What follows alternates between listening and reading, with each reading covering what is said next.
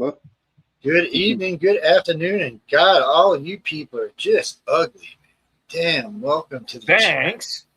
Yeah, this Jeez, is the home. This is the home for Me the and Sean ugly just guys. spent 20 minutes making these faces look good for you. Yeah. Okay, Damn now I'm really straight, scared. man. My eyes are burning. Yeah, we did. Stop. Come on. You're making my eyes burn. Stop I it. spent an hour getting Okay, I can see beautified it again. for Oh coming my on God. tonight. People. See what I got to put up with people? If y'all missed the show before this, was all at the school. We were talking ufology stuff tonight. We had Megan McNeil on, Megan O'Neill on tonight. You should go check her out. She's an interesting character. Fun to listen to. Yes, and so I said ego on the show, and I got to thinking about it. Is there someone on this network that doesn't have an ego? So A what? Ego. A what? Let go of my ego. Oh, okay. Egos. Yeah. Okay. So I don't know. I thought for all the hosts that I know, none seems to me they don't have one. First rule of thumb: you can't host a podcast if you don't have an ego. Because just to host a podcast means you got an ego because you think you're good enough to host a podcast. Okay, right off the bat, that tells you got an ego. So my point is I know everybody in the network's got an ego. I just know this lazy ego, like Michelle's. Jesus, that woman is out of control. That thing. That ego is like. She's walking like this. I see her on camera. I'm like, Michelle, you okay? She's like, oh, I'm good, man. I said, you get that head through the door. She's like, I'm good, man. Shut up. How can you have an ego when they're so down to earth? I mean, see, that's where I kind of mix up because do you give information to people? Yeah. Okay, that means you think you know more than they do, and you think your information is better than theirs. Because you got the nerve and the balls to get up there and say, hey, listen to me. I know what the bleep is going on. So that's the thing. Anytime you're doing something like anything that's public, especially if you're a musician or an artist, you have to have an ego. It's part of the performance. You can't do it without it. And it is for us, too. I see where you're getting at. Yeah, so for us, it's the same thing. We still have to have, people will ask me something. They'll see me before a show sometimes. Like, you look tired, you look cranky, and then they'll see me when the show starts, and they're like, well, what the fuck happened there? Let me tell you something. When they were working on their floors, okay, we had to stay at a hotel for about 10 days, okay? And out of them 10 days, I did my show from the hotel room, right, which had my mom and my brother. And after the show, my mom looked at me and she says, you are two different people. And I'm like, what are you talking about? She goes, I know how you are, but when you go on your show, you're totally different. You know what I mean? It's just like you said, about being tired, but when I went on my show, I wasn't tired. Do you know what I mean? Yeah, it's one of the things. It's kind of an adrenaline rush, definitely. Yeah, we know when we get on, we're going to be talking to a lot of people. We got a lot of people listening to the network. We know that a lot of them care because they stay around.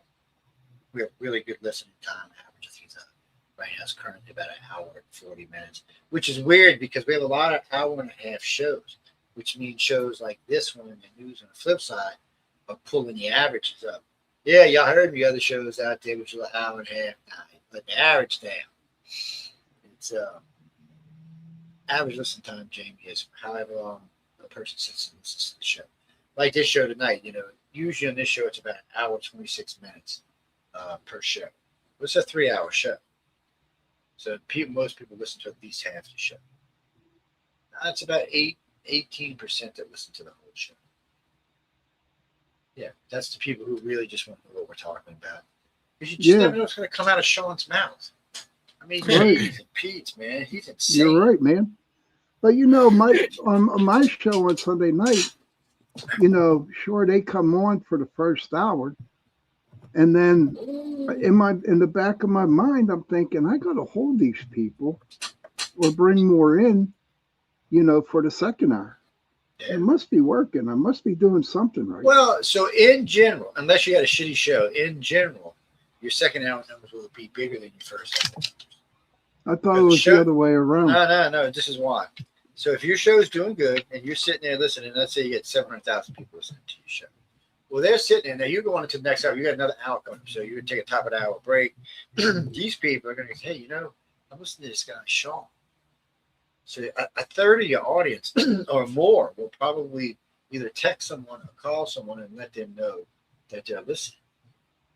Okay. And those people will usually join in. Plus, whoever's surfing across the nets or all the millions of venues you can find us. So there's lots of ways to find us. But I mean, once you build an audience, that audience usually takes it the next step. They stick around. They let their friends know, they're at work and all. Hey, I'm listening to this cool podcast. You gotta go check it out. They really talk some good stuff. Yeah, Jamie. I mean, it's no. Plus, I'm good looking. Yeah, and you're good looking. So, but no. So, what Sean's talking about. So, if you got a show, it's 2 hours or 3 hours, whatever. If you start the hour off, the first hour, you're just headed kind of in a downward. You're going to lose your audience. It's just going to go away. Now, some of them may come back and check in the second hour, but a lot of them won't. They'll have already got themselves involved with something else. Because it's not like the old days where you only had limited stuff to choose from. Now you can spend hours just looking for something. See, that's the trick. Okay. I don't know, Dean. It's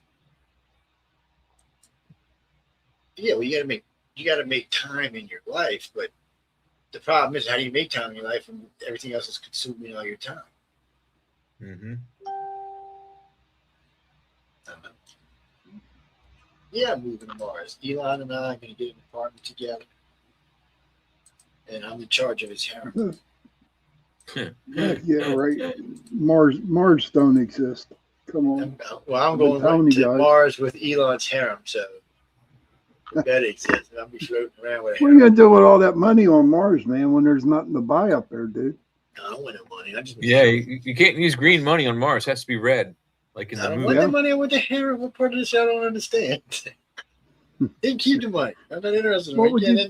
That was with Sean in the beginning. Ain't nothing you can buy up there. What would you do with that harem? Where you have babies? Yeah. Like 5 of each one. Well, I had 100 of them suckers running around up there. Ooh, yeah. You gotta repopulate, man. All right, now let me ask you this question, for shits and giggles here. Say there's a colony of Mars, and you go up and you make a couple babies, all right? Would it be healthy for those babies to come back to Earth? No, probably not. Okay, all right. Let's Jay and I'll break this down like it should be. But the answer really is no. So what happens? Hey, Army, so what happens is, the longer you're on Mars, you're going to lose bone density, you're going to lose muscle mass, you're going to lose all sorts of stuff. So let's say you're there 10 years too as well.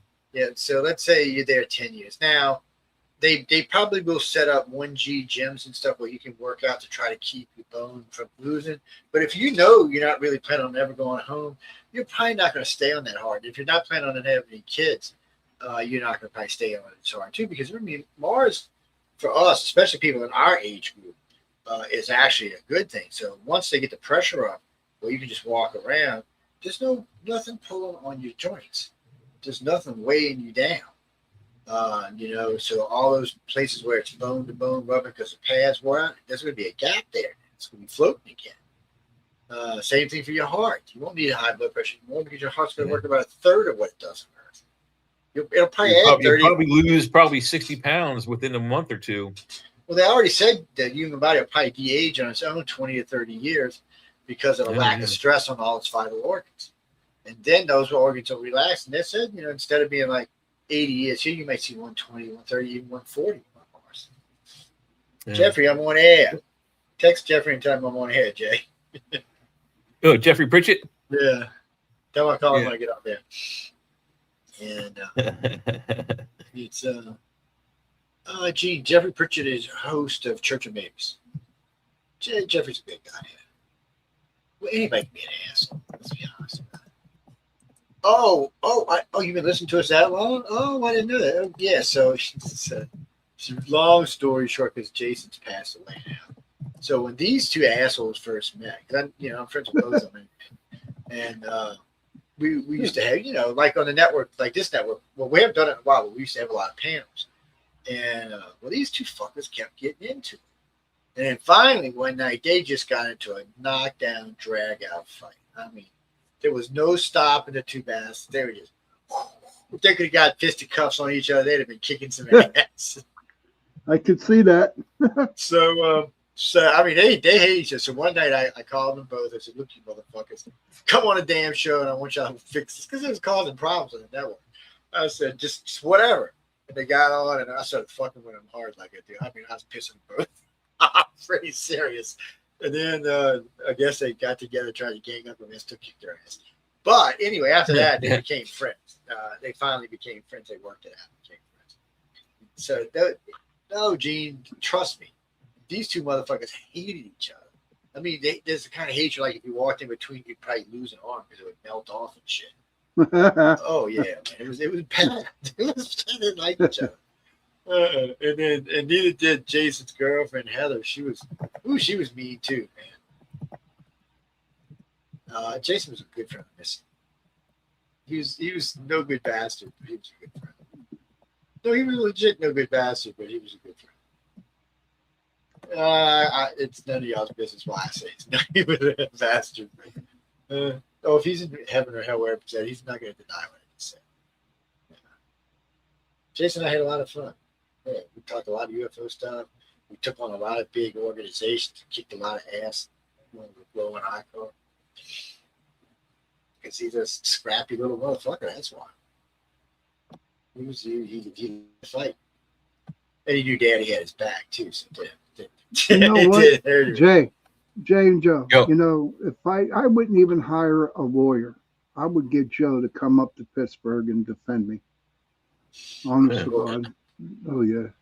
I love it when he gets into I love it. Especially when you two go at it about Egypt and pyramids. Oh, we can't grab it no more. Jay done lost it now. They done prove how it happened. It's over. They're starting to find. Yeah, they're starting to find some of the tools that they would have needed to at least work the harder materials like it looks like that they had steel. They had steel. They had water pressure. They had light. Oh my God, Jay! We know they had electricity for sure. Yeah, Jay, how do you feel? I got to get in on this. How do you feel about that, Jay? We need the answers. I've been saying for the whole time. We need the answers. On my argument, there's no way that the Egyptians could make those pyramids without the proper tools. And until we find the tools, then every theory is just pure bullshit. Now they found a steel pick or steel tool that's at a layer that would have been commensurate with the pyramid building era. And if it's not an U part, and we find more of these tools, that's the problem. Is you have to find the tools. We don't have. Right, I understand, but what I'm saying is, Jay, you fought tooth and nail with Joe and everybody else on how you thought they were built. That's part of research. It's part of the research, but if the answer is coming out with what these new finds are, that's great. If they turn out to be just another false lead, then my argument still is a valid argument. Yeah, which is possible that it may turn out to be bullshit. You really don't know. Well, Chris, this started a couple weeks ago, or actually a couple months ago. They found this thing they thought was an olive press. How you press you get olive juice out of a press, olive oil out of a olive oil, yeah. So it was supposed to be a press, but then they realized it was like 22 feet or 24 foot tall. So they were like, "No, this can't be what this is." Hi, Heidi. And then they found out that underneath it was a tube that started out about this big around, and at the end it was about this big around, which connected to something else, which looked like another press. So what it looks like they've got this tower with apparently they fill it with water, and they have a rock that they just with a wheel that just pushes it down, and then when it gets into the hole and starts to push it through, it gets into another area that's a smaller area, but it's got the same thing. And it's got another thing. It's like two pistons, but they're just made out of rock. So, but now the thing that's funny about this is, so there's some things here. I have no doubt. I've watched water pressure cut through steel like it was butter. So I have no doubt it can cut through granite and rock. And I've actually seen it cut through. So cutting through is fine. Cutting the block sizes on site, I think they could have done. The problem is did they set one of these presses up at the place where they were taking the stones? I've never seen anything at the quarries that suggests any type of anything. No tools, no presses, no nothing. Not even how they were lifting the stone. There's nothing. There is, however, the 3 boat pits, which there would probably be a good place to put a big stone, and because it was right. If you look at the some of the, I guess it's the LiDAR photos, the old bank of the Nile comes like right up to where those boat pits are. That's 12,000 years ago.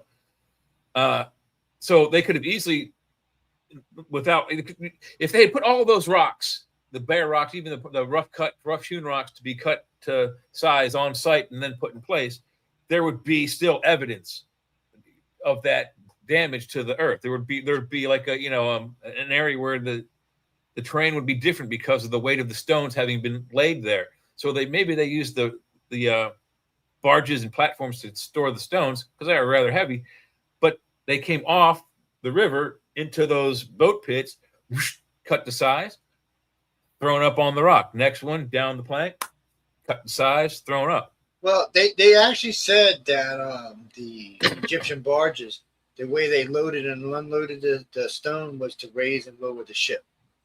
Yeah, they were like a dice forward to it. Yes. So they would lower the ship and they would slide it on. They had it on rollers, I guess. They would slide it on. They would tie it down. Then they would raise the water, and then it would leave, go where it was going. They probably wanted where it was going to be cut. But that was probably the easiest, best way to do it, because we know the only place they were supposed to be using the elephants was at the pyramids themselves. There's no evidence anywhere else that they were used. There's no dead ones. Well, how did they historical. How'd they stack the rock? They didn't. That's what I'm saying. I don't think they did. I think they kept it on barges in the river, and when they needed it, it came to the cut site. They unloaded it from the boat right onto the cut site, and then it went straight up. Otherwise, how many stones are in one of those buildings? 20, 30,000 stones. No, there's a lot. 20 or 30,000 60-ton stones on the ground is a huge, pain in the ass. But just so you got to stack them there, then you got to put them up. So you don't. When you move anything in logistics, you don't want to touch that box more than twice. Pick it up, put it on your machine. You drive it somewhere, you take it off your machine. That's the second time you touch it. You put it down, you go away. If you have to touch it third and fourth and fifth times, you're making mistakes and you're slowing things down. So I don't think they stacked them. I think they would kept on barges. And there was a constant flow, and there's probably 30 or 40 or 50 barges in the river holding stones. Right. And the guy would say, the mason would say, "Hey, I need a stone this big, scat," and the barge with stones that size would come up to the cut site, drop a load. They'd cut it to the size that the mason needed and put it in place right then, like immediately. This is the way that what's his name, Chris Dunn, suspects it should have been done. You can't build something like that, first of all, without a plan. You have to have advanced tools, which we're starting to find, but it's still so sketchy. You have to verify it. It's sketchy. But then also not only plans, tools, and all that, you have to have the ability to work that material on site. Like it comes from wherever you hewn it from. You get it on site, it doesn't fit. Oh my God, what do? You got to shape it. You got to cut some more off it. Maybe an inch. So there was probably a place on site where they were taking the roughly hewn stones, fine tuning them to a precision, measurement, and then putting them in site. They didn't goof around. They weren't setting these things on the ground and waiting for 3 or 4 days, weeks, months, what have you. There's 14, 15,000 bricks just on the exterior alone of the cover stones, limestones. So, just think of the amount of space you would have to have on your build site just for your building material. So I think the building materials were cut to order as needed, either from the river or from the limestone is actually, I think, was closer than the granite. I think the granite was something like 70 kilometers away, and the limestone's like 80 or like 40 or 50. So, but it's not nearby. They have to cut it and then bring it. So think about the just logistics of cutting all the material you need for those cover stones, and then moving it 50 kilometers, and then you dump it on the ground and someone else moves it. No, you bring it. It's like a conveyor belt, 1 or 2 or 3 or 4 at a time. Cut it, place it, cut it, place it, and it was probably an ongoing thing. Otherwise, it takes you 22 years to build one of these things, not 2. Thank you, guys. Thank you, Heidi, for the nice. She says I have a nice haircut. I do. No one ever mentions my haircut. Look at that. I just had to get it done for Joe because I wanted to look good for Joe. Here we go. Y'all getting weird on me again. What's that, Jesse? You look.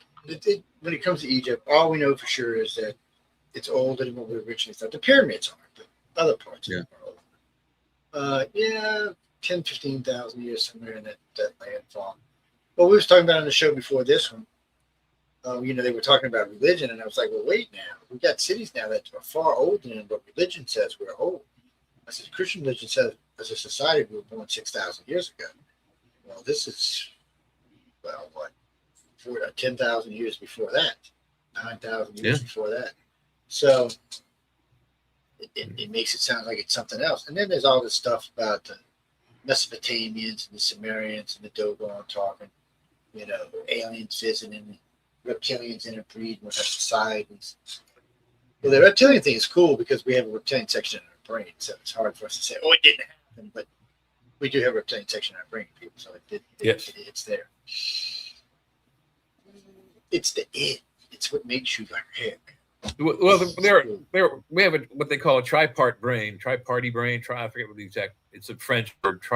Anyway, there's the core, the stem, the brain stem is the insectoid brain. Is basically instinct.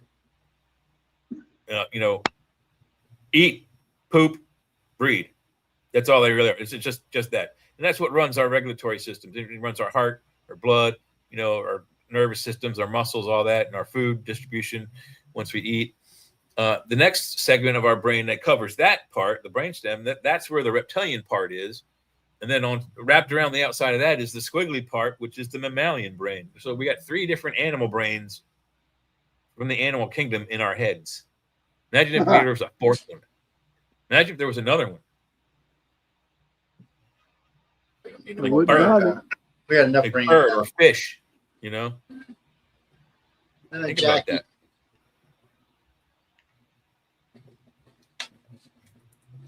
The Dogon talk about the Nemos used to come down and steal the women from the Sumerians to rape them and bring them back pregnant. They would be born and the children would just be different.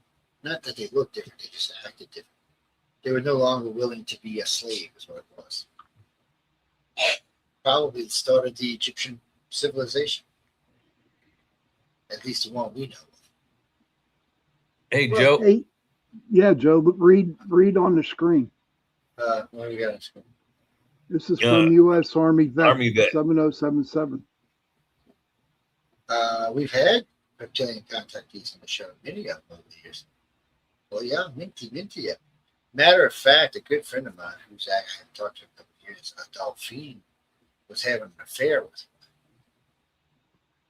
him. No, serious. So Dolphin and I used to do 10 and 15-minute clips for the station and for the for iCar so that people could assimilate information easier. So we did a lot of both these. And it's Bruce. I don't know. They make me what I was thinking. Yeah, see, that's what happens. That's what happens. You're crazy and you get old at the same time. But, reptilians, we've had 5, 6. Okay, so the policeman, he was a reptilian contactee. He's the one that got bit on the shoulder. There's the cops and army that were down for the hurricane. You've seen them French Quarter. I'm just trying to go through my head and see, and then there's Lord. Yes, that's actually a few reptilian contactees. Well, with Dolphine, I mean, she was dating this guy who's gorgeous and all sorts of stuff. She's telling about him all the time. And I was like, well, I said, there's just something about him don't sound right. I said, some of the things you discuss when you're with him just sounds more extraterrestrial than it sounds human. So I just asked her, I said, let me hypnotize you and see if there's anything underneath there. So on the hypnosis, it seemed like there might have been. So I didn't want to just bring the memory out like that. So I told her, I said, the next time you think you're being taken and they're doing something, reach out and touch his arm. She said he would be there sometimes. I said, just put in your memory what his arm felt like. Does it feel like human flesh? It didn't feel like something else. She said it felt like cool sweat. So that's not human. It's something else. Anyway, long story short, he turned out to be a big alpha reptilian. You what? He turned out to be a big alpha reptilian. And so the reptiles are allowed to take humans for sex, male or female, by the way. It's because you're part of their, what's the word? It's not a coven, but it's anyway, you're part of their family. So if you've been abducted by them, that means that somewhere along the line they intervene with your family or interbred with your family. That reptilian section in your brain belongs to them. It's part of their DNA directly. So, and all the aliens abduct the family. Mainly the Greys do it because that's how they attract the families. The humans do it because they thought they were going to make some super omnipotent super race that just didn't seem to work out. Not just, they say the human aliens are wicked. Yeah, everybody says it. Matter of fact, the reptilians, until the birth of Christ, no one even thought the reptilians were nothing but good to bear up to life, to bring up children, to bring them money and food, water and power. But then after Christ was born, and I'm not even blaming it on that, I'm just saying it just seemed to be around that time.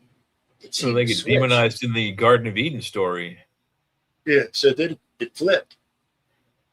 And then you had, well, Adam and Eve story is not even the first story like that. There's some older than that. Same thing with Noah's. Noah's Ark actually goes back much further than the Bible does.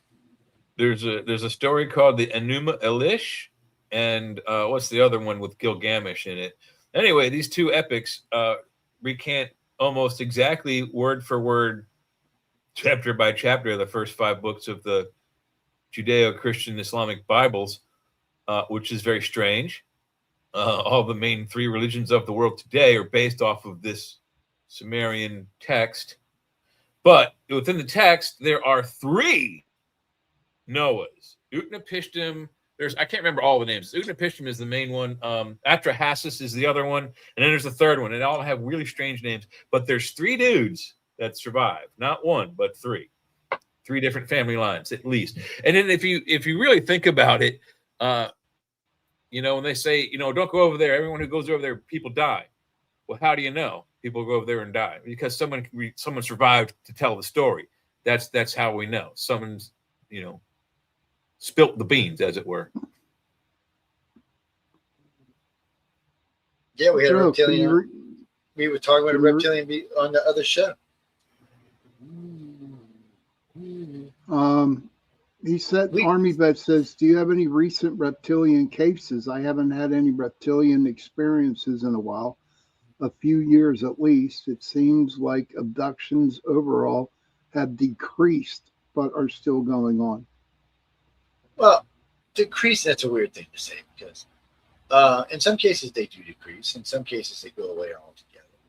I think it's more or less like they're not reported anymore as much. No, well, what happens is, so a lot of the hardcore abductions that you remember are going to happen in your 20s, right? Your teens, your 20s, and your 30s. And for some reason, they leave a harder lasting impression than when you get in your 40s, 50s, and 60s. It doesn't seem to bother as much. And the contact changes. There's no more than experiments and none of that crap going on. They usually got you helping out with the children, helping out with the contactees, or learning something new. So it's a different type of experience. So they treat you different in You actually treat them different, and they want to help people who want to be part of whatever it is that they're doing. But they abducting family lines. There's no doubt about that. Whose family lines is they go pick up, and you know what? It doesn't seem like they're special family lines. Meaning, it doesn't seem like they're royal families or Christ or anything. They just seem like they're just everyday families that had something special. Yeah, honestly, it sounds like, I mean, they say truth is stranger than fiction. Frank Herbert wrote the fictional universe of Dune, and within that universe is a group of women which would basically equivalent to nowadays would be a nun, very religious nun, hyper religious, zealot type nun. But they had an ongoing, these nuns called the Bene Gesserit, where they had an ongoing genetic breeding program designed to help them create the Kwisatz Haderach, a super being that they hoped they could control, and then with that overthrow the universe. But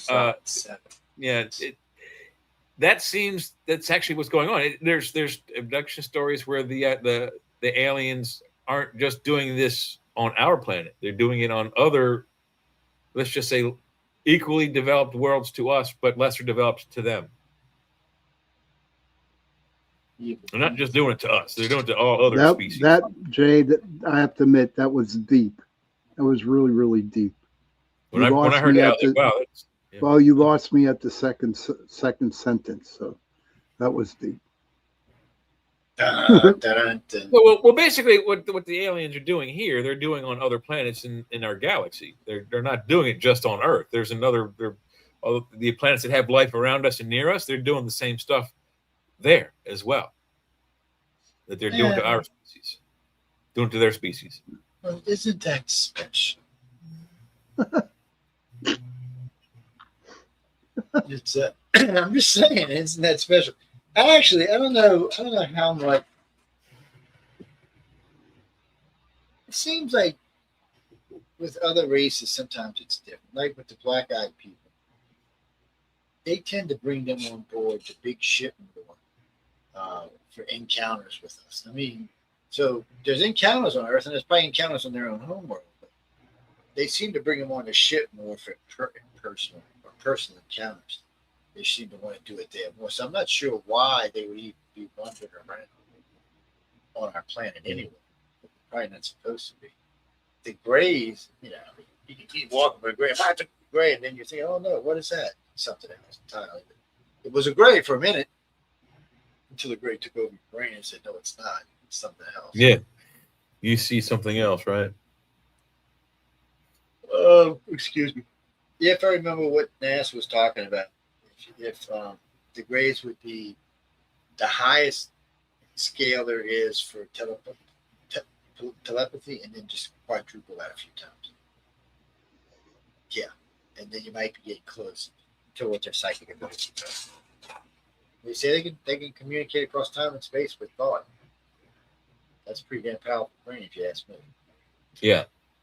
And like Spock said on Star Trek, and I don't think it. I think it applies to these group of people just as much.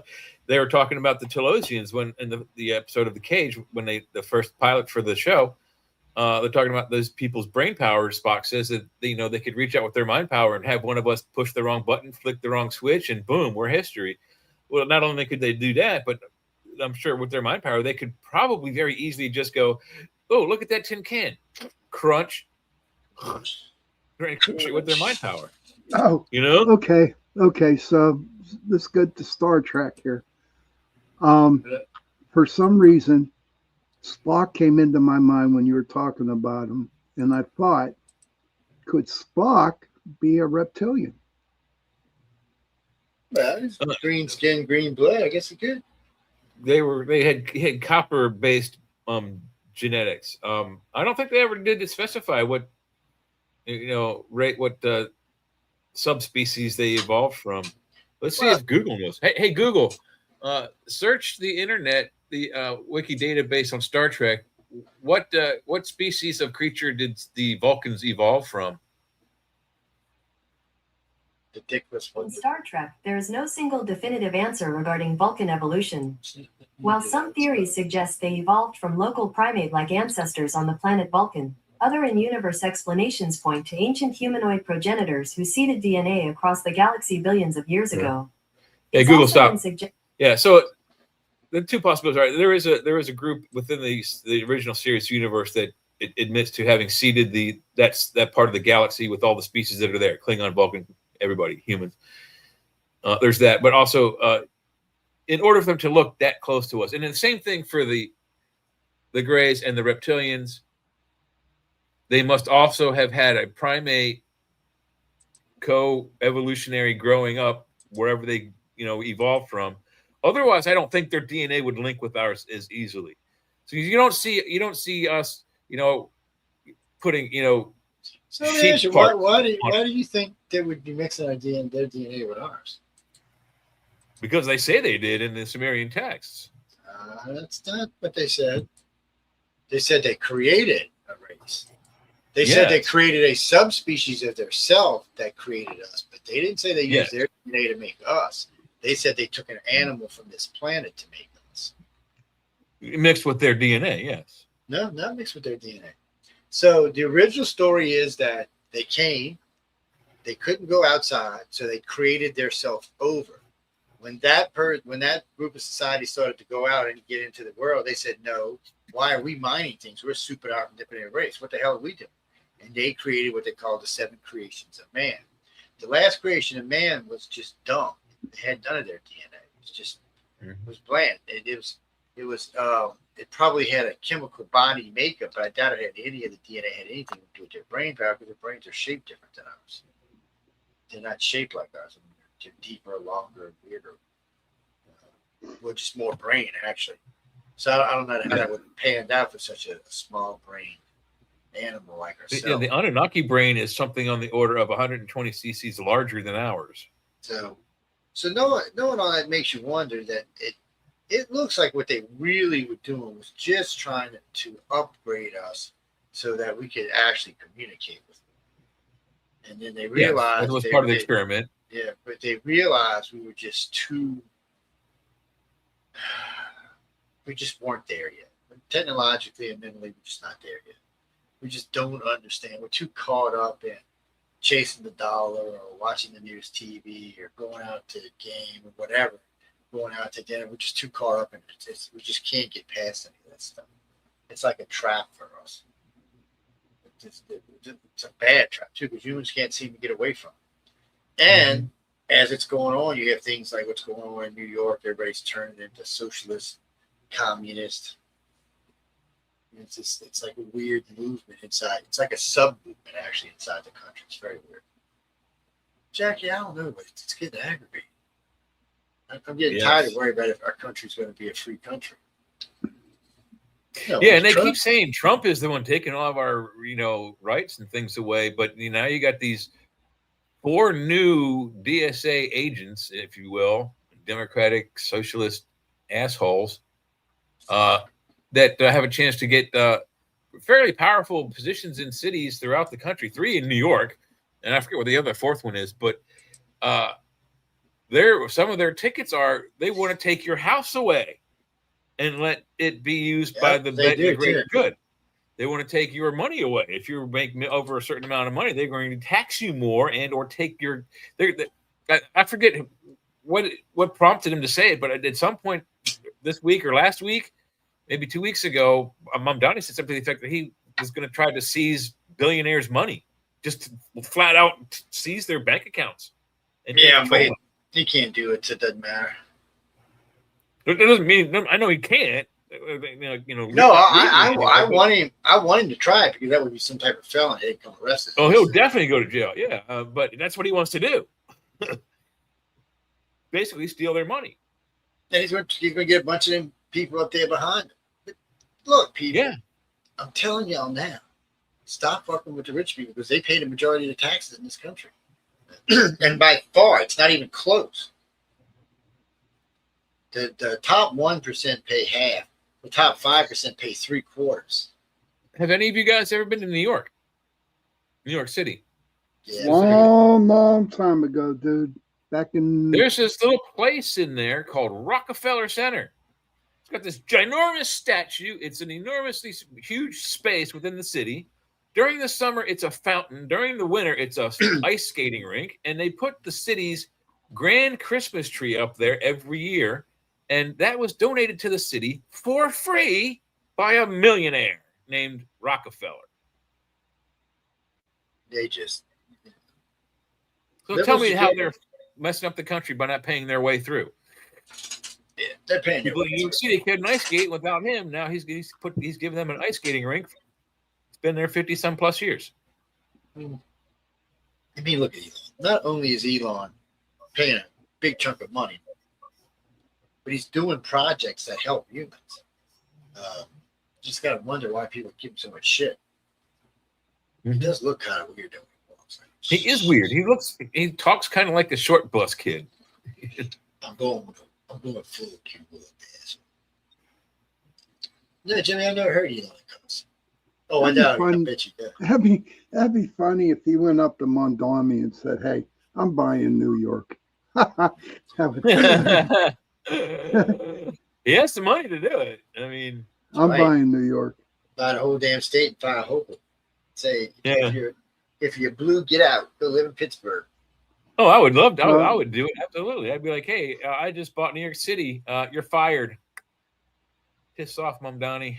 And for some reason, they will blame Trump for that. They're not going to get away with that. So.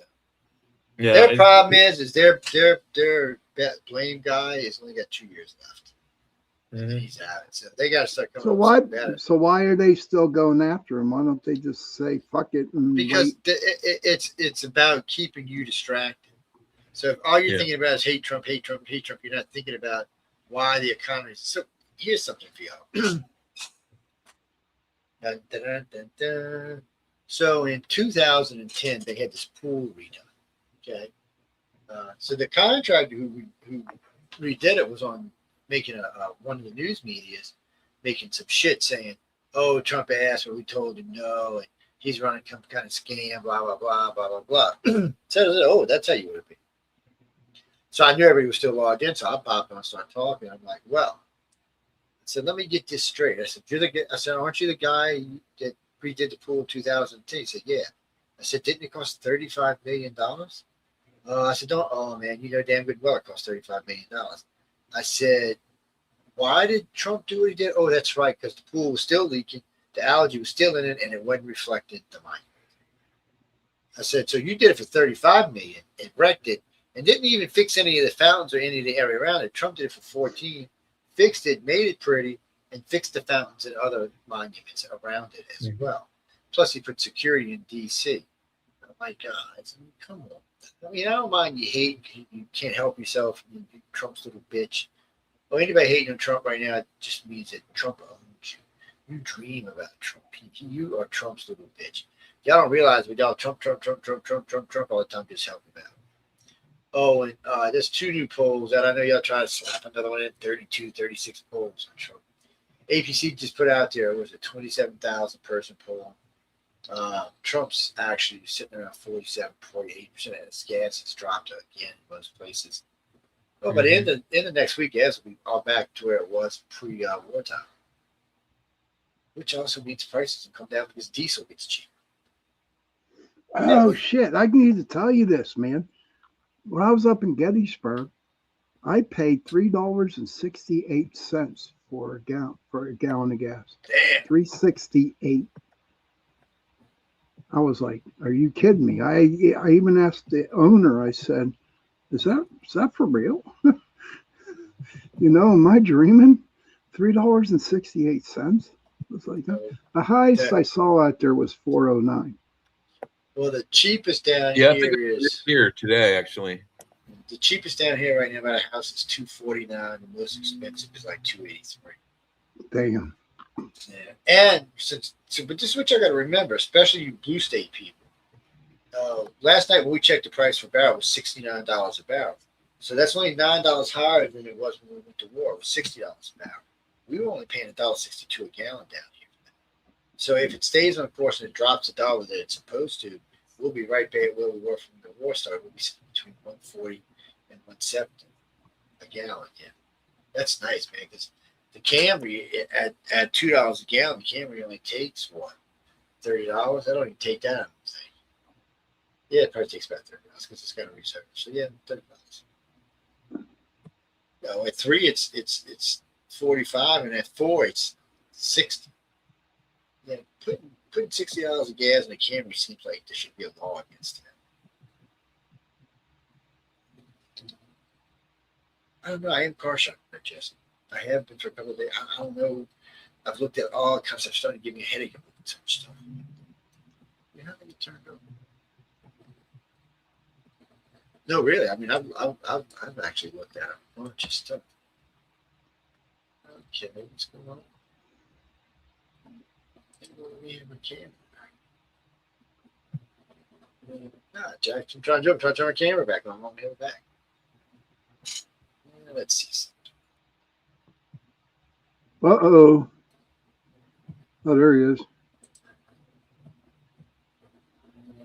Okay. What the bleep, man? What the bleep is going on? You trying to put something up on the air? No, I was just trying to get my damn camera to stay on. It kept turning itself off. Oh, You're haunted. There's a ghost in your house. There's a ghost in your house. I have come for you, Earth. It's a ghost. It's a ghost. Scumbags. It's called, I'm telling you what, the 29th, Mercury's in retrograde. So don't do nothing. Mercury can suck my, my pole, see. Little pizzas on. The hell's that, Joe? What's that? What's that? It's my alien probing stick. So what happens is people aggravate me, probing stick kicks on. And it's even got little rubber tips to make it a little easier. You're like, shh. Jay, does that look familiar? This all vibrates and stuff. It can say like that, and yeah, it's pretty rough. I just asked Jay if that looked familiar. No, of course not, Sean. You of all people should know you're asleep when they do that. You know, buddy. No wonder I get a hard on. Oh my god! What's that, Jimmy? I don't know these guys. Well, thank you for telling me I look tired. Fuck you too. I said, no, I'm just kidding. It's actually I haven't been asleep yet. No, I've been up 30 hours, 40, 35 hours. Oh damn. No, I don't know what happened. So we got off air last night. It was 2 when I got in bed and was messing around. I said, oh, I wanted to make a snack. Got snacks, stuff there. It was like 3. I said, all right, I'm going to bed. And I did something. Next thing I knew, it was 6. I was like, fuck. Yeah, so okay, I'm going to go to bed. And then something happened. Dogs got barking, running around, all kind of crazy screeching and yelling and howling. I'm like, fuck. So if I get to myself out at 7, I get in bed. I'm like, all right. Now I know I got to wake up at 10 because I got groceries going. All right, I'm going to fall asleep. I'm going to fall asleep. I guess that makes coffee. I'm like, fuck it, I give up. I just got up. Went and got a cup of coffee. I like trying to get a cup of coffee into one of them.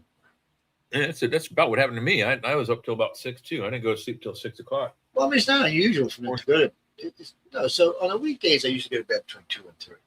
On the weekends, 6 isn't unheard of for me to be up to. Well, sometimes I'll watch sunrise. Sometimes I'll just be playing stuff, doing things. Mornings are different. Evenings are different. I used to always like between like 12:30 and 4:30 in the morning. I always loved being out at that time. Even up to as late as 5. After 5, the sky starts changing. You get ready to break for dawn. Around 5:30, you can start to see a different color in the sky. I'm not pregnant. No, that's Sean that's pregnant. No, I'm not. He's pregnant. I mean, like big pregnant. No, man. I'm just like too good looking to get pregnant, man. I'm just like hot. Show that to the aliens. That's what I'm saying. Seriously, man. Man, I've been in a leg like this. If y'all hear me snoring, you know what happened. It's no, Jesse. It's no. This chair's actually got a heater and a vibrator, and I just never use it when I'm on air. Oh hell no! Oh, yeah. Yeah. You use a vibrator. Oh my Oh, God, yeah, Joe. man. There's nothing wrong with a vibrator, man. What's wrong with you? Damn. That's Vibrators funny. have good side effects, man. You know what else a good vibrator is good for? Oh, I'll tell you this for we're at this really fancy home, right? We get rented. It was like $6,000, $7,000 a week. It's like 15 years ago. And so we're in there, and I was looking for something. I just made a drink. I couldn't find something to stir with, so one of the girls had left us the vibrator table. I just picked it up, took it, hit the button on, stuck it in. Okay, Heidi. Buzzed up my drink real good and pulled it out. Yeah, Okay, yes. Heidi. Just be safe watering the garden. Okay. Don't Hey, I want thought you to get a said- bruise. Heidi, I thought you said you were making me a white Russian. Well, I'm gonna have to call you the B word now. You little Mhm. butterfly.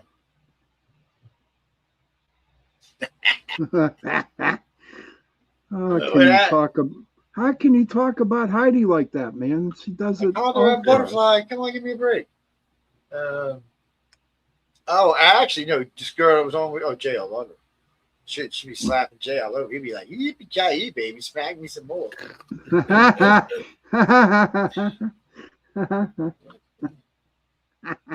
Ain't nothing wrong with a little yippee-ki-yay. Yippee-ki-yay is good for the soul. That's funny. It's good for the blood, too. Oh, you mean about the art? So when I was talking to this girl earlier, we were talking about the RH positive because and the RH negative. And I said, well, then I said, since we know there's a difference in personalities and people and stuff between RH negative and RH positive, I said, I don't know what Jesus was. Was he RH negative? Was he RH positive? Now, since he's from the original old world, I have to say positive, which would mean, Jackie, that we're not part of their kingdom. Look, so just to put this in perspective, I didn't realize how big of an argument there is between who gets to go to heaven and who don't. So if you're only believing the Old Testament, nobody gets to go to heaven but the Jews. The 12 tribes, 144,000. And everybody says, well, Jesus died on the cross for us to go to hell. But you know what? It doesn't actually say that. And he was a Jew. He wasn't a Christian. So we're making assumptions when we say he died on the cross for us.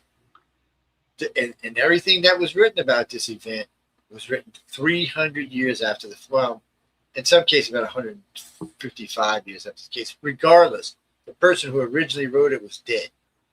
Yeah. So they were taking a story written by someone that they could not verify and use it in this gospel. And there was so many, like St. Thomas was taken out of there. Mary Magdalene's taken out of there. There's quite a few gospels that were included. Mary Magdalene is wrongly accused in the edited version as being a prostitute when in actuality she was probably Jesus's wife. She was because Jesus was a teacher, and he was. he had been married as a rabbi to become a rabbi. That's right. That's correct. Be a rabbi. And you have to be at least 35. So that's why I always said Jesus was older than we were told, because it's too short of a span of life right there where he became rabbi, got married, had kids, and died. It just was too short. Right. But see, that's why you don't read nothing in the Bible after he turned 12. You don't hear nothing until he turned 35. He disappears. Yep. Yeah. Well, no, actually, see, that's what I thought. I always thought, well, I was starting to disappear, but no, he didn't. We know we can find him. We can trace him. So I didn't realize this until I started doing research on this a while back. It wasn't even that long ago. A couple of years, decade, and down here at that moment. We started tracking. I started looking in old Roman lore that talked about anything that was weird like this. Anybody who came to town who had special powers or drew special attention. Not everybody called him Jesus. I didn't know that either. He had aliases. His name isn't Jesus. Yeah, and he also traveled with his brothers, which they didn't really mention that before. So you find this out. Well, first mention is a governor of this village talking about he's coming to stay at the village. What should he do about it? And Caesar writes back and said nothing.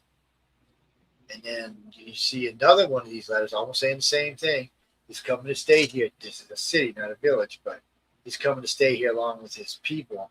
What should we do about it? And Caesar wrote back, nothing. I guess they just didn't want to make a big deal out of him and make him more and make everybody start following him, because that's what happened in Israel. The Romans seemed to play it differently. And the Romans, the Romans were smart in the fact that they didn't condemn Jesus to death. They let the Jews do it. They basically said, okay, you want him done? You go ahead and do it. We'll step out of the way. Because they had criminals there that, like Brutus and others, that needed to go to jail, but they let them loose so they could crucify Jesus.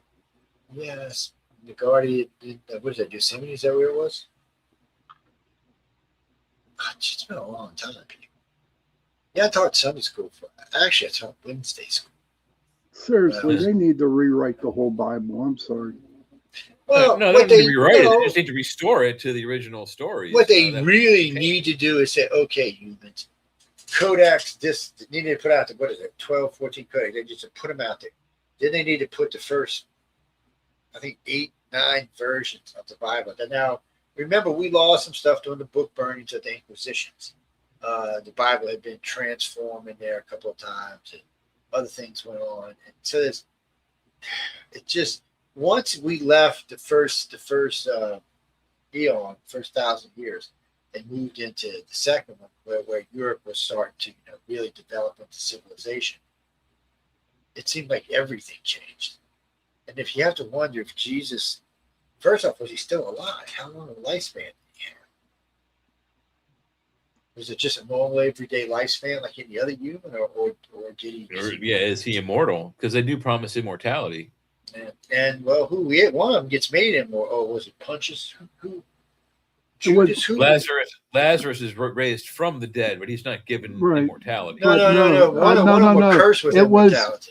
It was the soldier that pierced Jesus' side. Oh, that was his punishment. The sword of punishment. I don't know his name. It's the name of that. It's the name of the spear tip, the spear of Longinus. His name is Longinus, also known as the spear of destiny. Yeah, he's the one that got immortal because of that.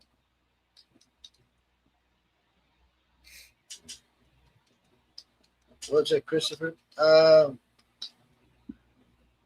Well, we know Jesus at the very least was a historical figure, because he is mentioned in other places than just Israel. Yeah. Well, there's kings in the area that talk about it, which we carried on one of the shows recently we did. There's it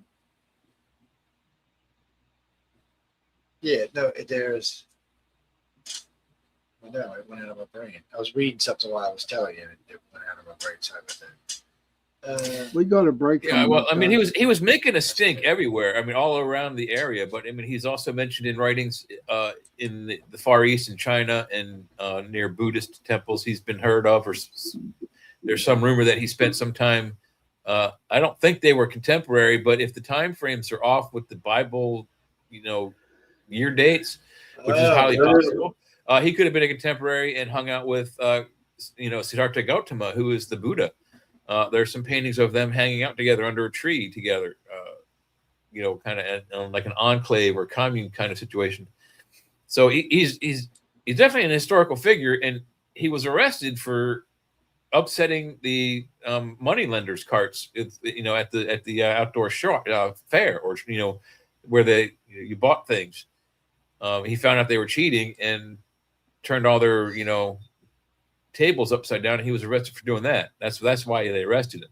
He wasn't arrested because he was creating a new religion. He was arrested because he messed with the people's money. Are we due for a break? In 14 minutes. Okay. 14. Yeah. Oh, we're going at the bottom of the hour. Yeah, once you go past the 15-minute mark, you just go to the bottom of the hour. It's okay. So actually we were all wrong. Can't believe that. It was Calibus, the guy who mocked Jesus when he was carrying the cross. to his Oh yeah, that's what I'm. But the guy who pierced him is named Longinus. I think he was given. No, we're talking about the guy who was cursed and wanted the planet for eternity. Is who we're talking about. And that's the guy they say that was cursed and wanted the planet. Oh. See, I thought it was Judas or the other guy, and it's none of the people I thought it was. So that just F off. But I thought Judas was cursed too. So, well, you know what? Here's my theory on it. If you all want to know what I think, I think Judas got a raw deal because if you look at it, if you look at Judas the name, and you know the Judeans crucified him, so whoever wrote that book kind of said, okay, so the Judeans crucified Christ, so let's go and blame Judas for it. I believe that. I really believe that because the names match almost. Yeah, that's a good point. Yeah, he was. I mean, what did he get? 8 pieces of silver? 30 pieces of silver. Yeah. Didn't he hang himself after that, Joe? I don't remember what happened to J.S. Google. Hey, Google, what happened to Judas after Jesus was crucified? Accounts of Judas Iscariot's death varied. What? Thanks. Apparently, stories of his death vary. Oh. Hey, Google, what happened to Judas Iscariot? How did he die? The Bible provides 2 different accounts of Judas Iscariot's death, which have led to various historical interpretations. In the Gospel of Matthew, Judas is described as being filled with remorse after the betrayal. He returns his payment to the priests and hangs himself. Conversely, the book of Acts records that Judas purchased a field with his reward, where he fell headlong, his body burst open, and his intestines spilled out. Some scholars suggest these accounts are not necessarily. That second one's wrong. Well, I'm sorry. Hey, Google, stop. That second one ain't right. So he fell on his face and his intestines burst out of his insides. Okay, that's Oh a my good story. God, who thought of that one? It's in the Bible, she said. I don't know. Yeah, apparently somebody who hated him. Isn't that goofy? That's goofy. I believe the first one. He hung himself. Maybe. But then again, if you look at that damn Bible, right? If you look at it, Lucifer was only mentioned one time in that whole Bible, one time, where Satan was mentioned 32 times. So my theory behind that is, if they really believe that Lucifer was Satan, instead of Satan being said, why didn't they just say Lucifer? You know, I know that sounds crazy. No, because see what gets weird here is, okay, you can say Beelzebub and Satan and Lucifer were all different beings. And then you can also say they were all the same, because it could be like the Father, Son, and the Holy Ghost. They could all be the same being, just different shadows of the same being. The question we have to ask is, an archangel as powerful as God is and can split itself like that? Because none of us I don't think so. I don't. I mean, archangels are pretty powerful, so you know. Well, I know they are, Joe, but I'm just saying, I believe in all, and I did research this a lot, and I listened to a lot of guys that studied the Bible, professors and stuff, and I truly believe he was sent down from heaven to keep an eye on Satan. You know what I mean? Because if Satan had full reign of the earth right now, we wouldn't have an earth. There'd be so many fires and wars and shit like that. That's the way I look at it. That's the way I look at it. That's one possible. One possibility is that without religion as a dogma to our society, we go off to be a normal society, and all the stuff that is bad that's caused because of hatred or to do with religion goes away. Right. Our society becomes peaceful, which means there is no place for anything. It gets washed out. So it's just all about the way you see the universe, and where do you think the universe is going to be in 10 years, 50 years, 100 years. That's going to dictate a lot of how things fall out. It's Christopher, it's Carpowitz, or it's Carpowitz, Philus, often referred to as the wandering Jew. He mocked Jesus during the journey to crucifixion, leading Jesus to curse him with immortality, condemning him to wander the earth until the second coming. Oh wow! And Well, that what's his that's name what- again? Chaldus. It's Carpulus, Capulus. Car- Anybody who knows how to pronounce this, feel free to Let me chime look in. at it. People. It's I mean, Jay, isn't that what you want? Yeah. Okay. Jay wants Doomsday, man. Doomsday Jay. If Jay becomes immortal, then even after the earth explodes, Jay will still be alive. No, because you'll be disintegrated. You won't be alive. You'll be dust. Yeah, I don't think we can survive disintegration. Can you imagine if they had a race of Jays? Think about it. Oh, I'd be moving to a different galaxy. What you talking about? Yeah. I love you, Jay. I'm gone, Okay. buddy. I'm gone. It looks Alpha like, okay. Centauri is somewhere. The name I have here is Ahasuerus. Ahasuerus is the guy who was cursed to walk for immortality. See, and I originally said it was Judas, but no, I'm still reading it. It's on the thing. Well, Jack, that's why we talk about this shit all the time. That's right. You hear Jay and I talk about shit like not just this particular one we're talking about right now, but all kind of shit where you can pull up different names and different things for something you know should actually be a certain way. Yeah. What did he get cursed for, Jay? Let me go back up to it. Ahasuerus was a Jew who was cursed by Christ in Matthew 16:28. Verily I say unto you, there be some standing here which shall not taste of death till they see the Son of Man coming into his kingdom. He is doomed to never die until the second coming or until the end of the world / Armageddon, what have you. That's what they say. You see? Hmm. Oh, Jack, that's how it is. Well, I have a And you theory. just heard the one I just read to him just a minute ago. Yeah, I know, it's weird. It is weird. They So should rewrite the whole damn book. And I actually do remember the one during Jew turn now. I didn't know the name though. The name does for some reason look familiar, but I can't say it's because of this. It just looks really familiar. Well, there's also a plant called a wandering Jew. Yeah, but that's what it's named after. Is this? Hey, Jay, Oh, can you find out who the soldier was that pierced Jesus' side? Jay knows the name. Longinus. Longinus? Longinus, Longinus, Longinus, the sphere of destiny, or the spear of Longinus. Okay. I was actually reading that when you asked about the other guy. So let's see. There's the wandering Jew thingy. So what happened in Longinus after Jesus died? Some accounts have him leaving the life of a soldier and living as a monk. Some say that he was martyred by Pilate for his confession that Jesus was the Son of God. There are relics of Saint Longinus in the reliquary chapel of the Basilica in Italy, and he is depicted in stained glass also within the Basilica in several places. Huh. So Okay.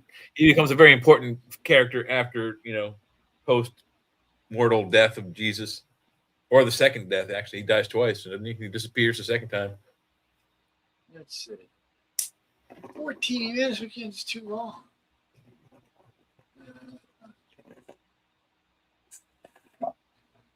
Gene. I'm actually looking at the one during June now, seeing if it's consistent.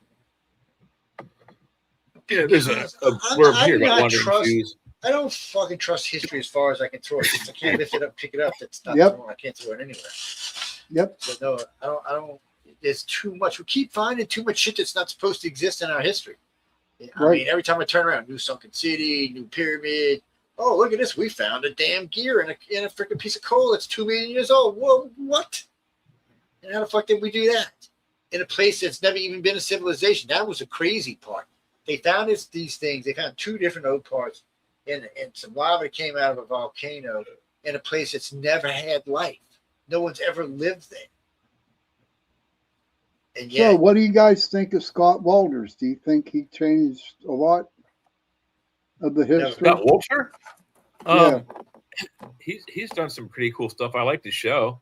I think he's in control of something right now, which could be a rewrite for certain aspects of our history books. But no, I don't think he's done anything. Okay, You now know. that's the next question. That's a good segue for this question I'm going to ask.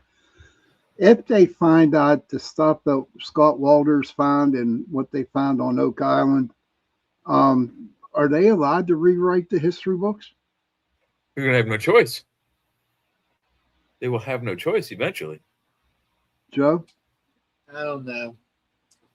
It depends. It depends how popular it actually stays. So if it's just forgotten about, they won't even force the issue. That'll be fine.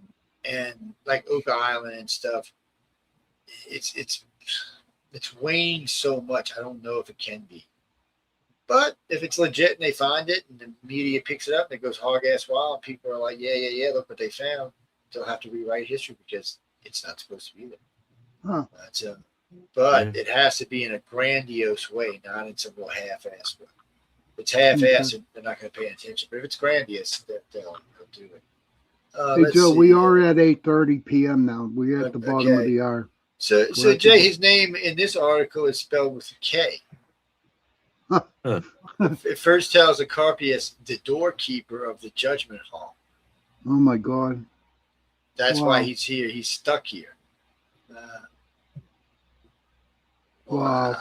This shit gets more complicated as it goes on. Anyway, and it links to the Wandering Jew. It's all kinds of. It's just a weird. There's a weird synchronicity going on there with that immortality guy. Yeah, Jack. There's something strange. Wow. First off, there's 4 different names. Pick one that you want to be the guy. Right. So you got the guy who killed Jesus. You got the guy who made fun of Jesus. There was somebody. The gatekeeper guy. And there was somebody else besides that. I'm thinking, really, people, come on. You make it more complicated than it has to be. It just, this is what happened. Well, that's what happens when you write something down and then they rewrite it down 200 years later. Yep. Yes. You don't know. And it's worse than that, John, because monks were writing it down. Monks hated. Well, okay, hate might be a strong word. Let's just say they weren't happy with women. Obviously, when you read the Bible, somebody wasn't happy with women. Well, look at the book of John, dude. Okay? The book of John was written 96 years after Christ died. Okay? Now, the dude that wrote that book 96 years after Christ died, how can you blame Judas? How did this guy know that Judas was sold, they got 30 pieces of silver? Well, there might have been. But that might have been okay. Some stuff you can do because, believe it or not, the people kept records back then. We got records from Rome from a long time ago. We got records from all over the Middle East. Now they're not great, they're not always accurate, but they do have them. So you could go back and look and say this was a story, this is what was said. It's still a secondhand knowledge because you're not there, right? And some of it's even third-hand knowledge. So you're making a lot of assumptions. You automatically assume that that's real and that's how it was done. So the reason they say it's real is because they're taking the letters of the apostles and turning them into the Bible. But the problem with that is we don't know if they embellished the letters because none of us were there. Okay. So you want him to be the Messiah, so therefore you're going to embellish the things. And when it comes to the miracles, how big of miracles were these? Curing lepers is a pretty big one. But everything else can probably be redone in today's society. Probably. It's but Jesse, it doesn't make just because we can do it now does not make it, because back then it still would have been a miracle because nobody could do it. All I'm saying is it doesn't necessarily take a super omnipotent super being to do it, because we're not super omnipotent super beings, or we're just a regular everyday folk. Well, the thing when you get into God, it gets really weird to me. First off, I don't know why he wants to sit around all day and listen to you whiny bitches, especially you progressive liberals. Oh my God.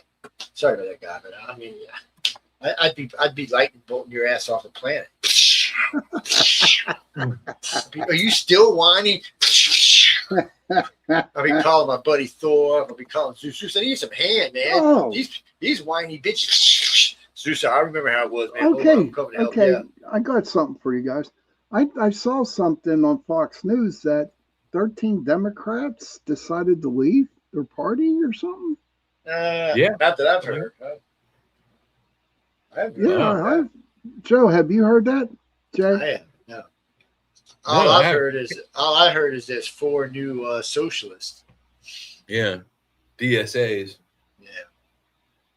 Oh, I was listening to AOC today. She says she will be her privilege to be your new president of the United States. What?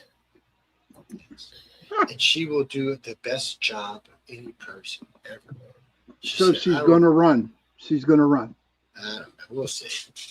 We'll see what her polling numbers are as we get closer to the election.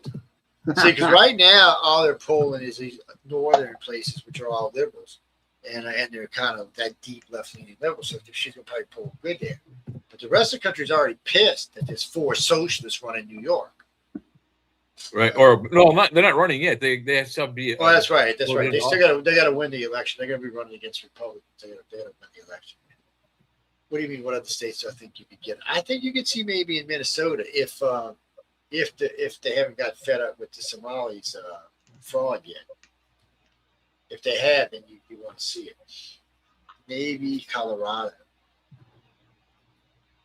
Maybe Source 9. Maybe Colorado. Yeah. Maybe not. What do you mean fuck the police, man? Oh, you mean the song fuck the police, man. Yeah, I remember I was playing that song one time about a year later. I'm out working on my truck and I hear fucking police, man. Fucking police. I'm playing it, they're rocking. I mean, they just jamming. I look over, it's my freaking 9-year-old son. I'm like, I'm gonna whoop your ass, buddy. It is on. Oh man. I said, you're getting an ass whooped. No, Daddy, no, he's fast, he little shit. I would throw remote controls and he'd dodge. And I said, if you dodge and you break my remote control, you're going to be in trouble. Hey, I ain't letting it hit me. It's like, you got it. That's if you break it. I ain't doing control. Are you talking back to me, boy? It's like, damn. It was a frustrating upbringing, I can tell you. Gee, no, he's, he's 40. Yeah. I was 9 when I got his mom pregnant. I started really young. I'll just be making 50 this year. That's funny. No, really, I was 9. Like Source 9 then. It was 9. Yeah, I just walked in and said, hey, and I was 9. She was like, 30. I said, bitch, bend over. Let's see what's going on. And she said, okay. The next thing I knew, I was a dad. Oh, man, you're going to burn at the cross, dude. You got to go to confessions. Yeah, confession does. No, we get. Jay was supposed to be getting a song, so I don't know what he's doing. He's off playing with his thing or something. Yeah, Jay's supposed to be getting us a song. I know he forgot. Sorry, Jay had to run to go see a man about a horse. Otherwise, he would have had to clean up more of the office than he wanted to. Jay's playing a song. No, we're gonna take a break. Probably. No, we weren't doing songs. Find something. What can we play? It won't get us in trouble. You know what? Now, hold on. So let me pull this list up over here. I've been playing stuff on my list. I haven't seemed to be having any problem with it. It does make me a little paranoid. I ain't gonna lie. Oh wait, you know what we might play? Wait a minute. UPR Eclipse. Is this what I'm looking for? Let's go look and see if there's something here. A California bite your balls. I think I got something. Something we haven't seen. How about this? Let's do this. This looks funny.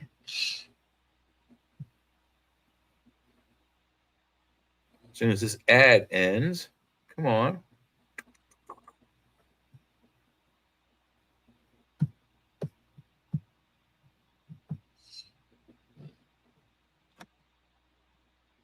So this would be one of those funny Star Trekky things that we play that we haven't gotten in trouble with before.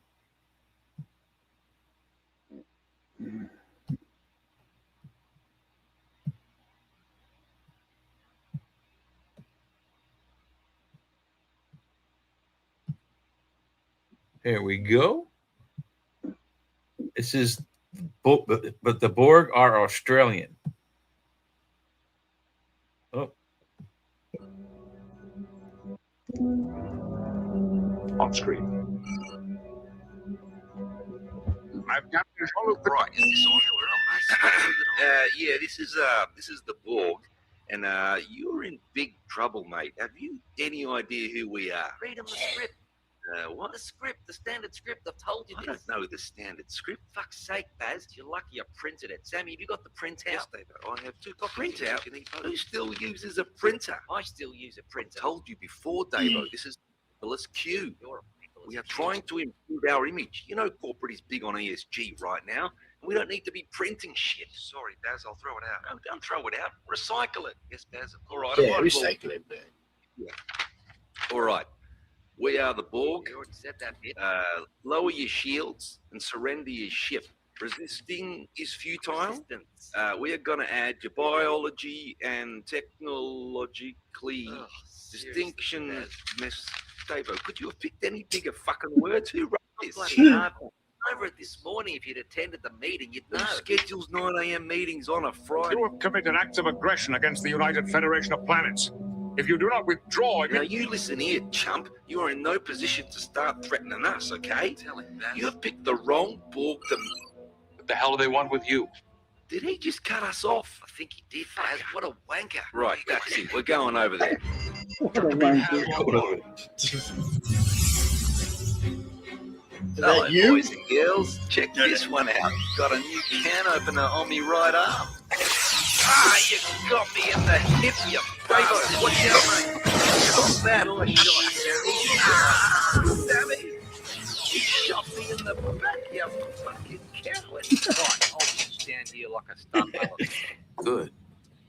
Now stay that way. Yeah, settle down, Goggles. You know I'm missing the footy game because of you. Either let me go or chuck it on the big screen. Let's look around, Check it pal. out, bitch. You're hardly in a position to make any demands. If I miss the game, we will make you regret this. Who's we? Me, Baz, and Davo. Yeah, but there's only one of you. Yeah, but I'm pretty fired up right now, you know? This is for you. It regulates the power flow to the frequency that you're used to. I have no bloody idea what that means. You're welcome. When we found you, you were dying. Ah, bullshit. I saved your life.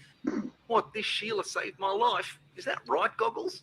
Yeah, that's right. Oh, God, don't tell the boys. I'll never live this down. Can we put the footy on now? Yes, but before that happens, could we ask you a few questions? Yeah, but I'm only explaining this once. 6 points if it goes through the big sticks, 1 point if you miss. Don't ask me to explain holding the ball, because no one knows, not even the umpires. Come on, come on, come on.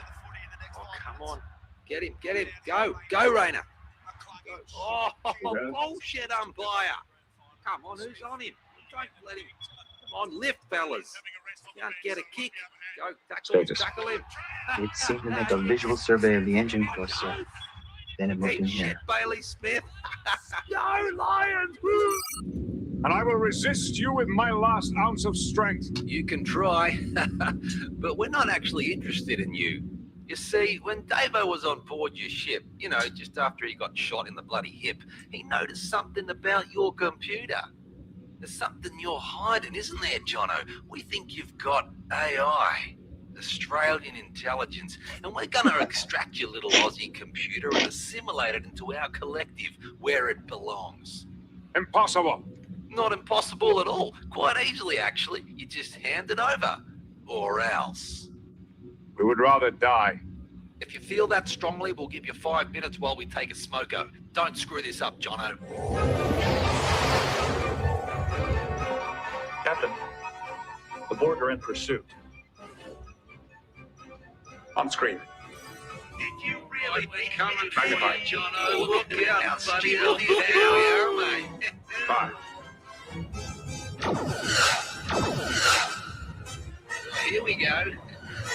Hey, Davo, did you feel anything? No, Baz, didn't feel a thing. They are no effect. All right, let's fire up the clucker. Take that, Jono. Not bad. Shield effectiveness has been reduced 12%. Our computer may also be vulnerable.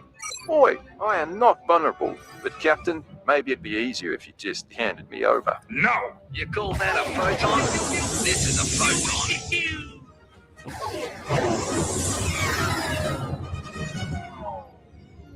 Captain, we've just lost the warp engines. John Luke, we're dead in the water. Let me talk to them. I can handle this. Enterprise, it's time to surrender. Hand over the computer. Over my dead motherboard. You have picked the wrong computer to mess with. Is that right? Mate, have you seen the size of our ship? Yeah, I have actually. What you pulling there? Must be over 3 billion metric tons of cube. Yeah, more like 4 billion, actually. Plenty enough to pulverize you lot. Yeah, right. So I'm guessing you boys would probably know that in this part of space, anything over 1 billion tons requires a special permit. What? A heavy vehicle permit. I'm sure you guys know Davo, it. do we need a permit here? Printed out some fucking paperwork. Yeah, of course we have a permit. Yeah, everyone knows we need a permit around here. Funny you say that, because I just checked with the local council and there's no approved permit attached to your rego. Council? What council? Logan City Council. Oh, Shit, no. mate. They're still after us about the burnouts we did in the Bunnings car Shut park. up about the burnouts. Enterprise computer. You cannot intimidate us with these bureaucratic games. Won't matter when we've turned your ship to dust. Yeah, no, you're too late, boys. I already lodged an unauthorized heavy vehicle complaint form at the Logan City online portal. You did. Got the confirmation email and everything. Says they'll respond within 1 to 43 business days. And you better hope it's 43. Davo, we need to go. Fucking open. Enterprise, look, we're sorry about all this. We took a dodgy turn back near the Oh. neutral zone, so we're just going to chuck a Yui and head back to the Delta Quadrant. Let's get out Yeah, of here. you do that. Fine, fellas. Yes? You better hope I don't bump into you again, or I'll turn that cube of yours into a fucking lamington. Okay, let's bloody get out of here. Bang it, Sammy. Bang.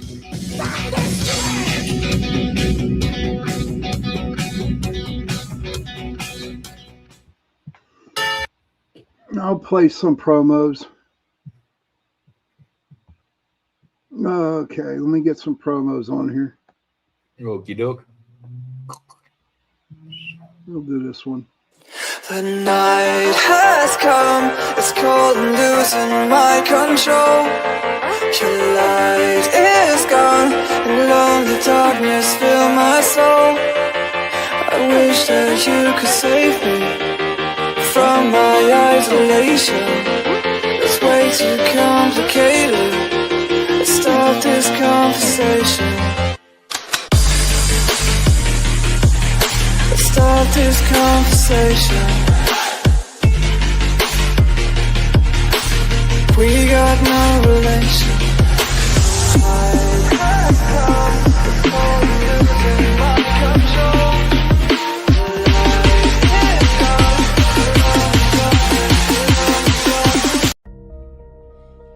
Hi, and welcome everyone to Ethereal Encounters Unveiled. Today we are broadcasting live on the United Public Radio Network and the UFO Paranormal Radio Network, 105.3 on the Gulf Coast and 107.7 FM in beautiful New Orleans.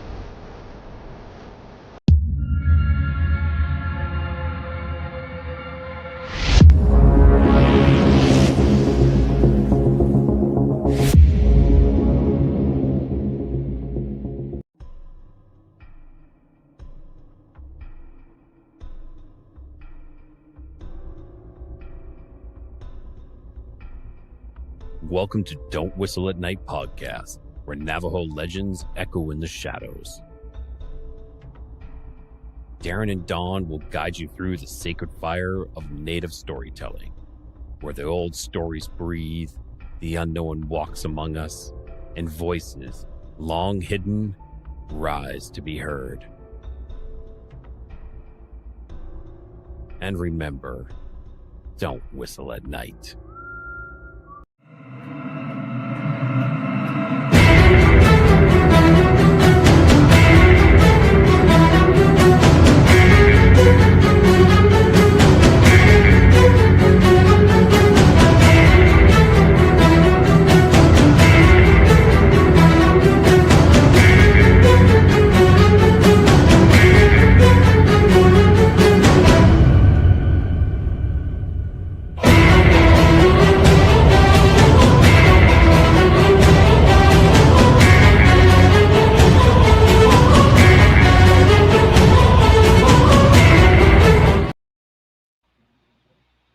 Hey, welcome back everybody to the chat. I'm glad you're back, Heidi. I hope you didn't drown your plants.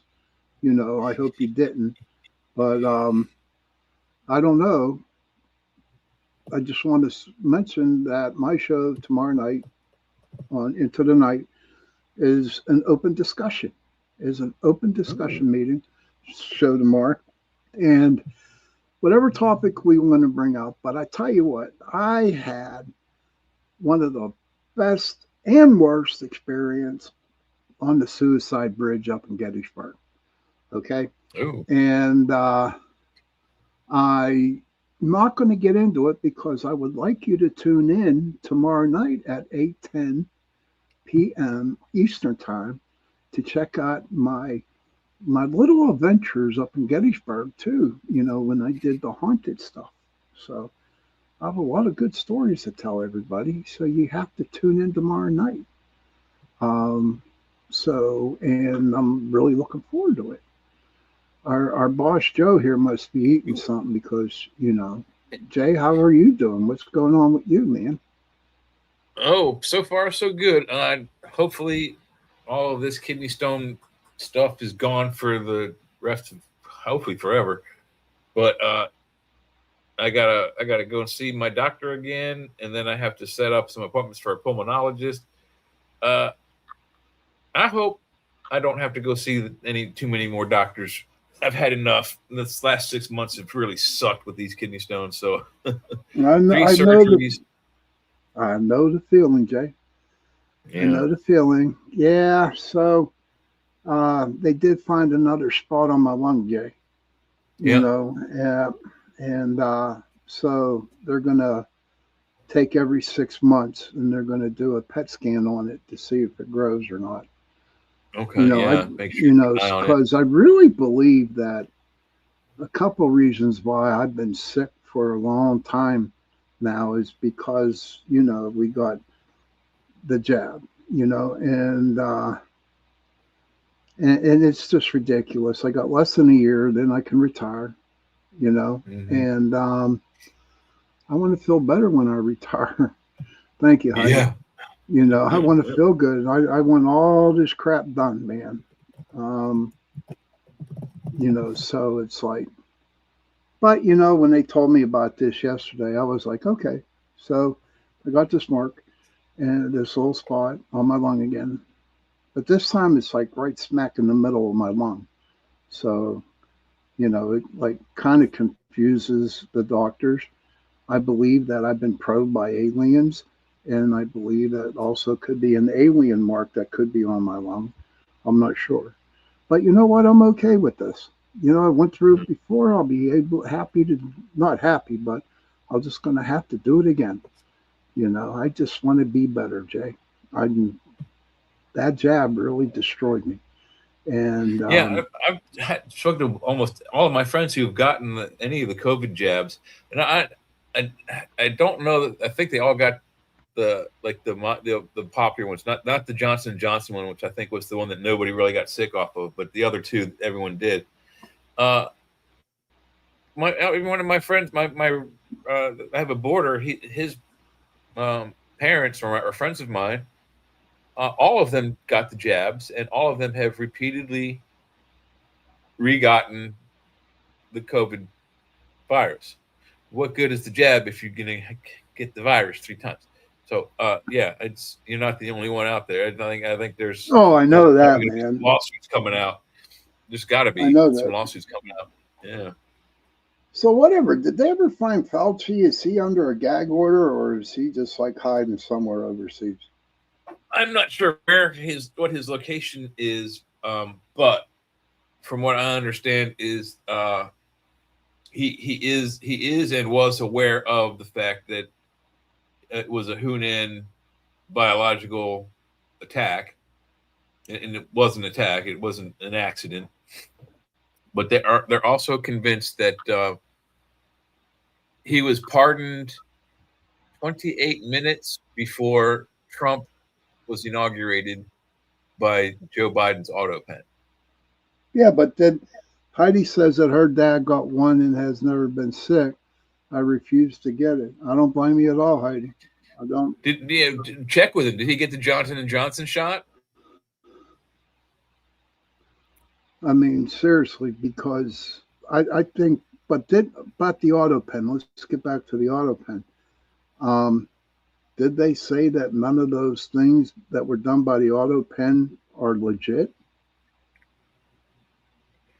If President Biden wasn't physically there while the auto pen was being operated with his signature, then they are invalid documents. Okay, so that means Fauci is not off the hook then, right? Probably he's not off the hook. His and all the other, almost all of the late hour, and I think there was a lot of 160 something pardons by auto pen at the 9th hour, as they call it, or the nth hour. They're probably all invalid. If Biden wasn't there, it wasn't authorized to be used. He has to actually be there. Heidi says that she don't know for sure about her father, which one he got. I know. Yeah, for me, I'll bet you he'll say it's the Johnson & Johnson one. The other two, almost everybody got sick off of. I'm not going to say the ones that I got because we'll get in trouble, and I don't want to do that. But I know is that I had to take it for my work. Okay, if I refused to take it, then I would have been let go of my job. That my entire store tried that. I think the entire, but the Home Depot corporate wanted to try to do that across all the stores and distribution centers. And our bosses asked us at the store, and I said, "I'll quit. You can have the job. I'm not getting that nonsense. You force me to get that, I will quit. Bye." The whole store would have done that. Even managers and supervisors, like, no, thank you. You can't force us to do something like that. And Heidi says mandatory. Yes, I know several that had to get one. Yeah, but I had to get a lot two. of the medical community for sure. Yeah, I had to get 2 of them. I had to get 2. Hey, Carrie, good to see you. But food workers, had to. Yeah, I gotta fix this kitty cat. She's falling off the back of my chair. But you know what? What was crazy was how we were open during, all this shit that was going on. And I was an essential worker, and we never got compensated. Here's a messed up thing. This is the COVID results. So I at the time I was working at the Home Depot. I'd been there 7-8 years or whatever, 9 years, long time. The company gave us, if we worked a full 40 hours, an extra $100. Whoop-de-doo. I was getting paid after taxes. If they paid me daily, it would be like $190 a day.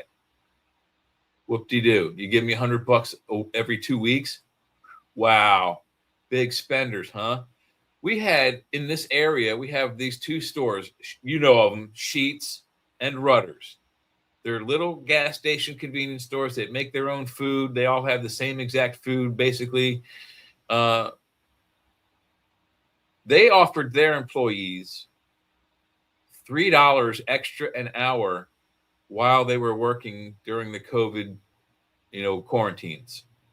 Then these companies, the Rudder, I don't know about Sheets, the Rudders company at that time in 2020, they were they spanned, I think, 5 states and 2,500 employees and like 517 stores, something like that. Home Depot at that same time, 2 or 3 million employees, 3,000, almost 3,000, 2,599, I think, was the number of stores just in the United States, not counting Canada and Mexico, which is like 3 compared to the rest of Canada. Is probably more like 100 or so. But we're a huge conglomerate company. We made our first $1 billion during the COVID thing. They gave us $100 extra for 2 weeks. These 2 small mom and pop companies, and there's some grocery stores do the same thing. You got Kroger, Safeway, and 1 or 2 other large name grocery store chains gave their employees $2 extra an hour while they were working during quarantine conditions. We got an extra $100 for every 2 weeks. I didn't get shit. That's bullshit. Why not why not just slap me in the face? People making $5-6 less an hour than me in a convenience store retail location were making about exactly as much as I was. We didn't get any kind of extra. I mean, it was just ridiculous. A company that small could afford that, yet companies big as Home Depot couldn't. Yeah, it was a slap in the face. It really was. It was disgusting. It really was kind of just what the hell, I know, man. I mean, Heidi says that Safeway was 2 blocks from my dad's, where I was staying at the time. Those employees were getting paid $2, at least $2 more an hour during COVID 2020, quarantine era. And it was across board. I mean, Walmart employees were getting, I think, an extra $1 an hour, $1.50. What, they weren't getting a lot, but they were getting more. And we got $100 for 2 weeks. It was just a bunch of nonsense. Yeah, Carrie, we're talking 2020 bullshit again because stuff has come up and I need to vent. I need to vent about it because I'm about to retire in less than a year and I'm going to be healthy. I want to be healthy when I retire. So I can go. Plus, they said, you two better tighten up, buddy. Did she really? Joe, did she? Yeah, she said, you two better tighten up. She's got her eye on you and you. What did we do wrong? No, I'm just messing with you. Okay. I'm just messing with you. It's I had to take a call right as we went to break. No, I was talking to her legitimately, but she's doing other stuff. She's telling me about some stupid ads on we get. I guess some of the hosts put those commercials at the bottom of the page. There's a thing where they give you $10 if you somebody clicks on the ad, they'll get paid or something. Yeah. She just I mean, they look kind of funky down there, kind of with her on. They don't look real professional. So.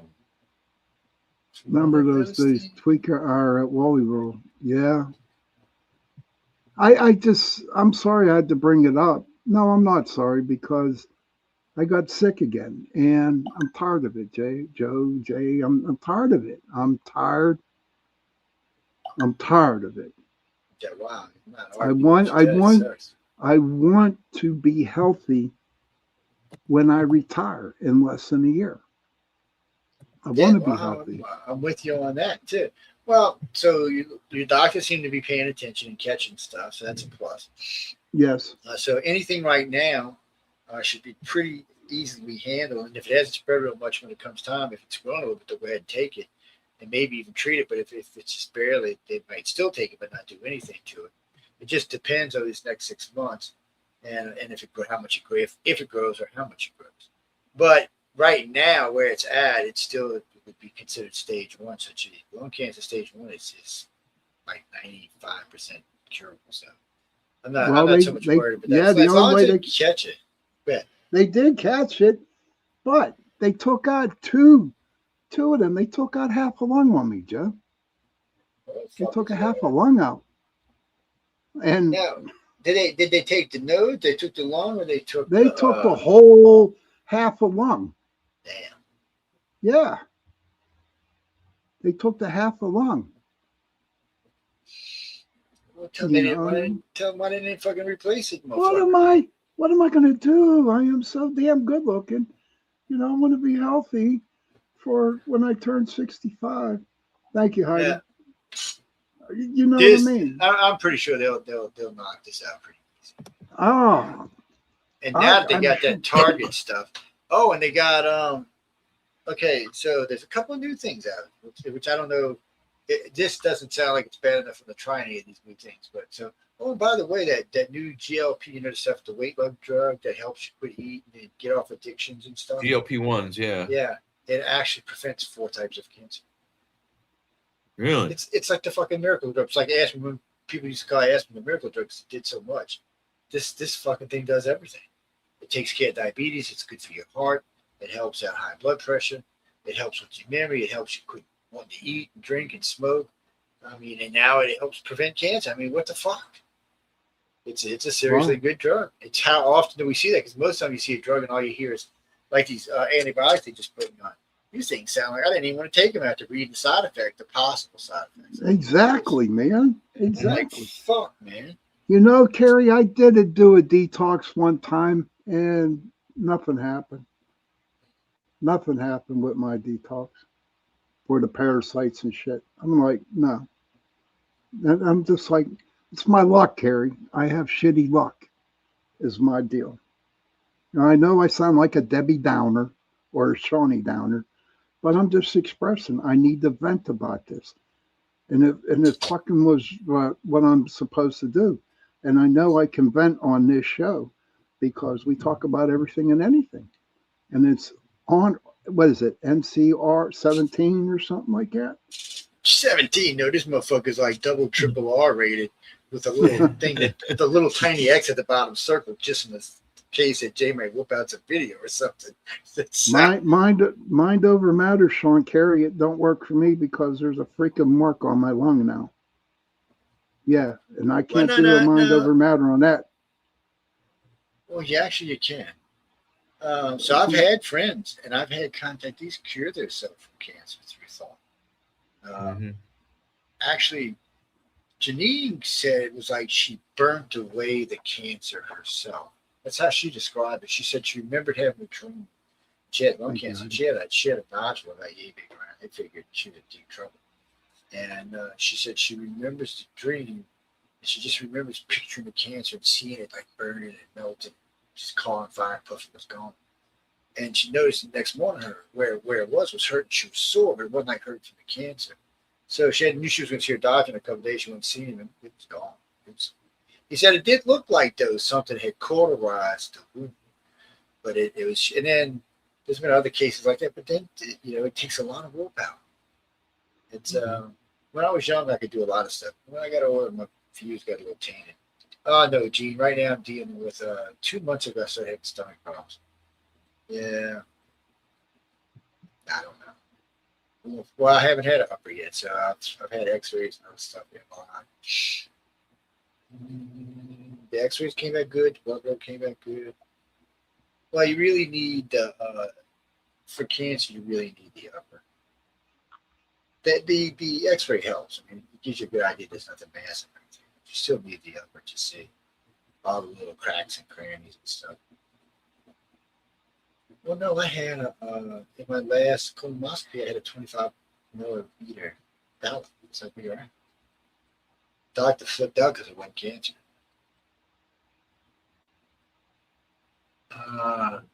He left it.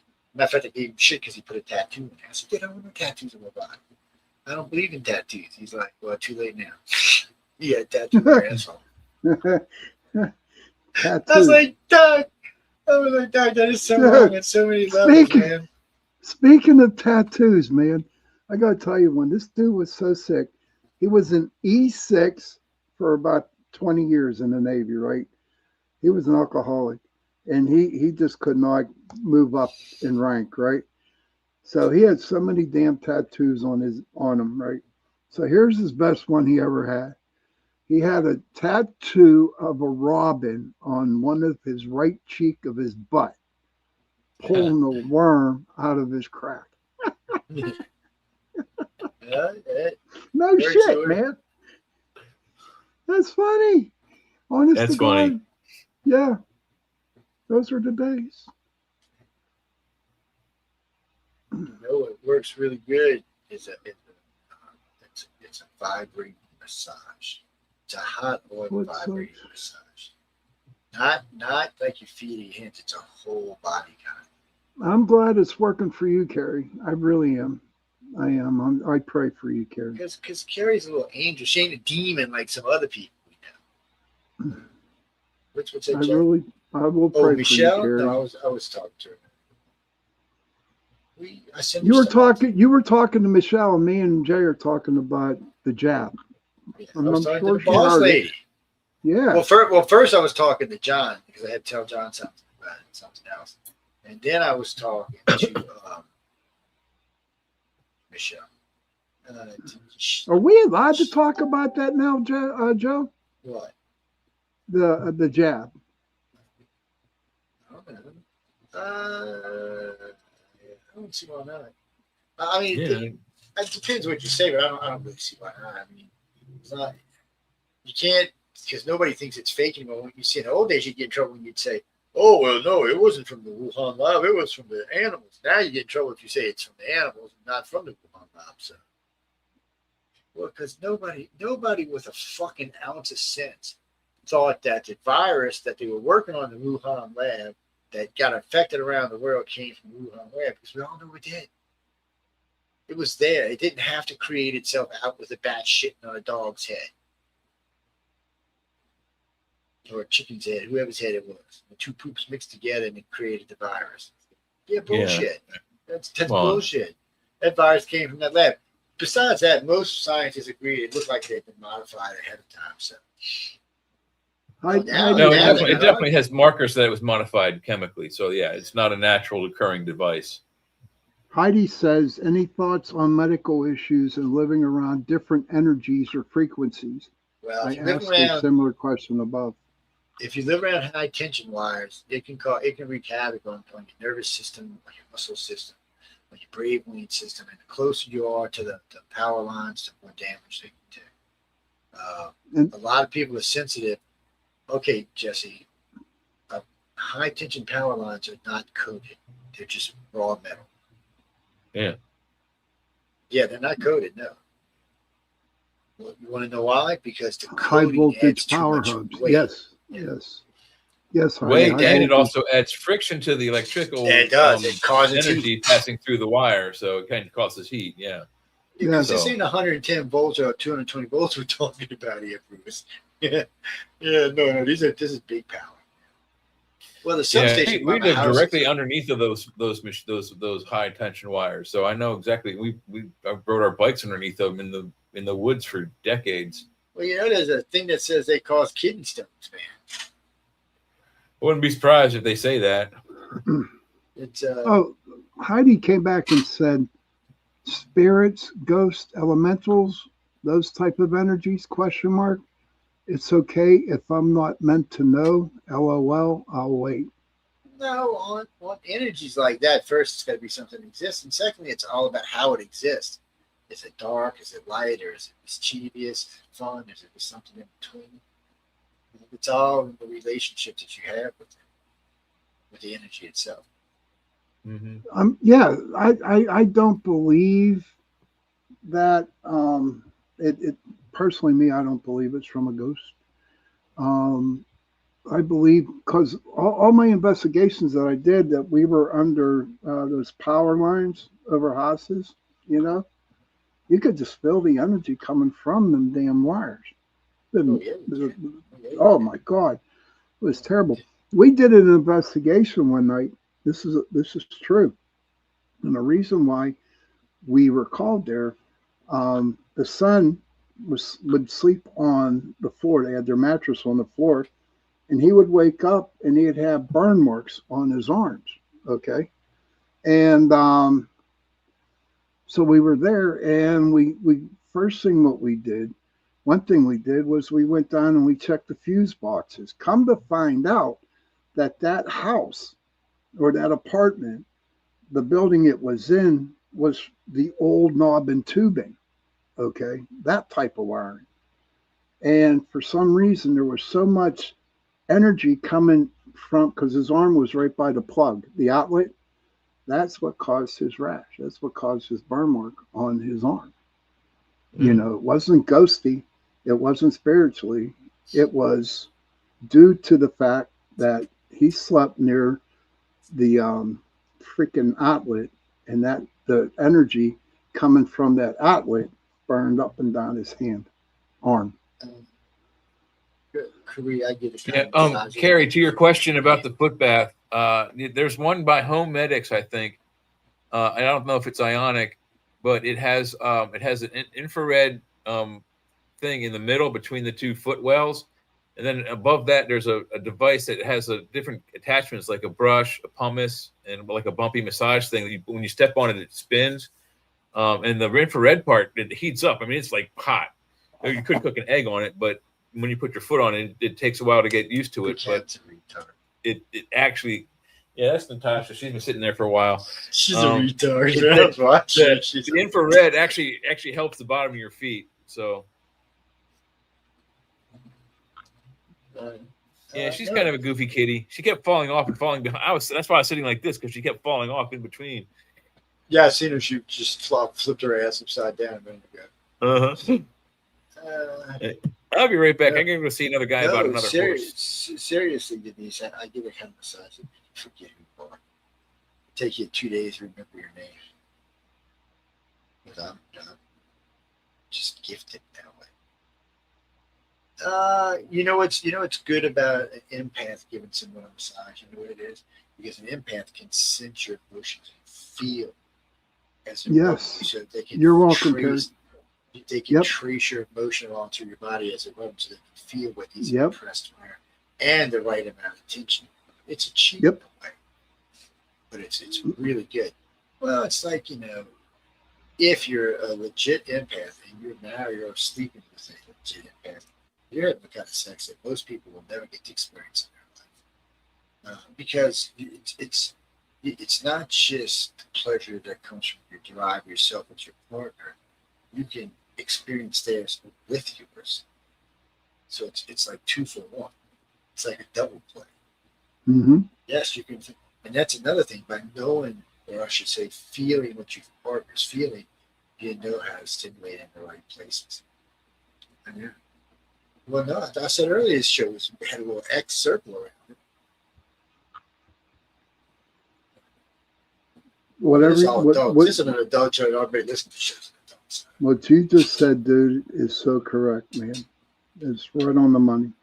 Well, and that's the thing. If you are a real empath, you'll know what I'm saying. Sure, if you're not, then you haven't experienced it, you won't know. But a real empath can share with a non-empath to an extent.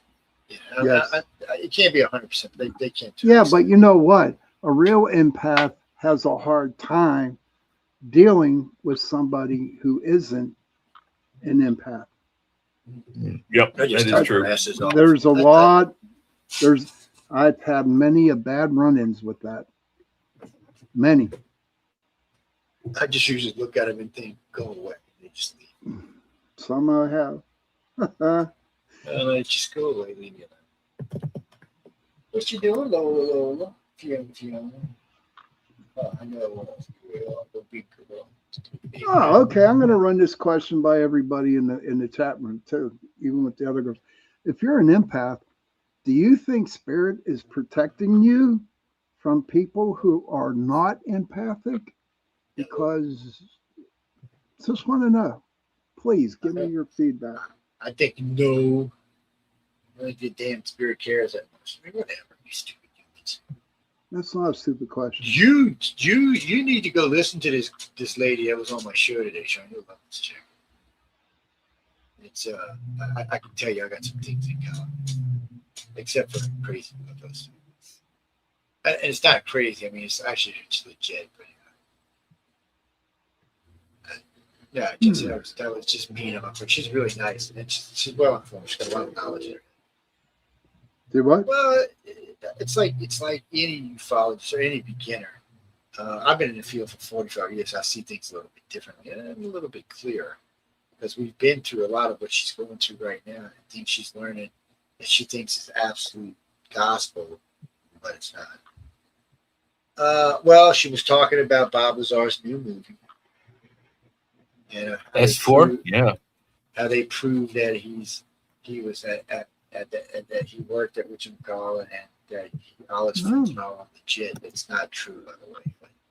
The movie might say it, but it's not true. I just for shits and giggles when I heard it, I made a call. No, still listen to it. He's always listening. So that's out. And you know what bothers me about that is that if I can find it out, anybody with a decent clearance can find it out. It's all right, Heidi. The question was, if you're an empath, does spirit sometimes protect you from people who are not empathic? That's the question. Bob Lazar, was he the dude that's bald head and wears glasses? He wears glasses, but he's not bald now. He's not bald. No. Who's the bald headed dude? Just a lot of bald headed dudes. You have to go more than that.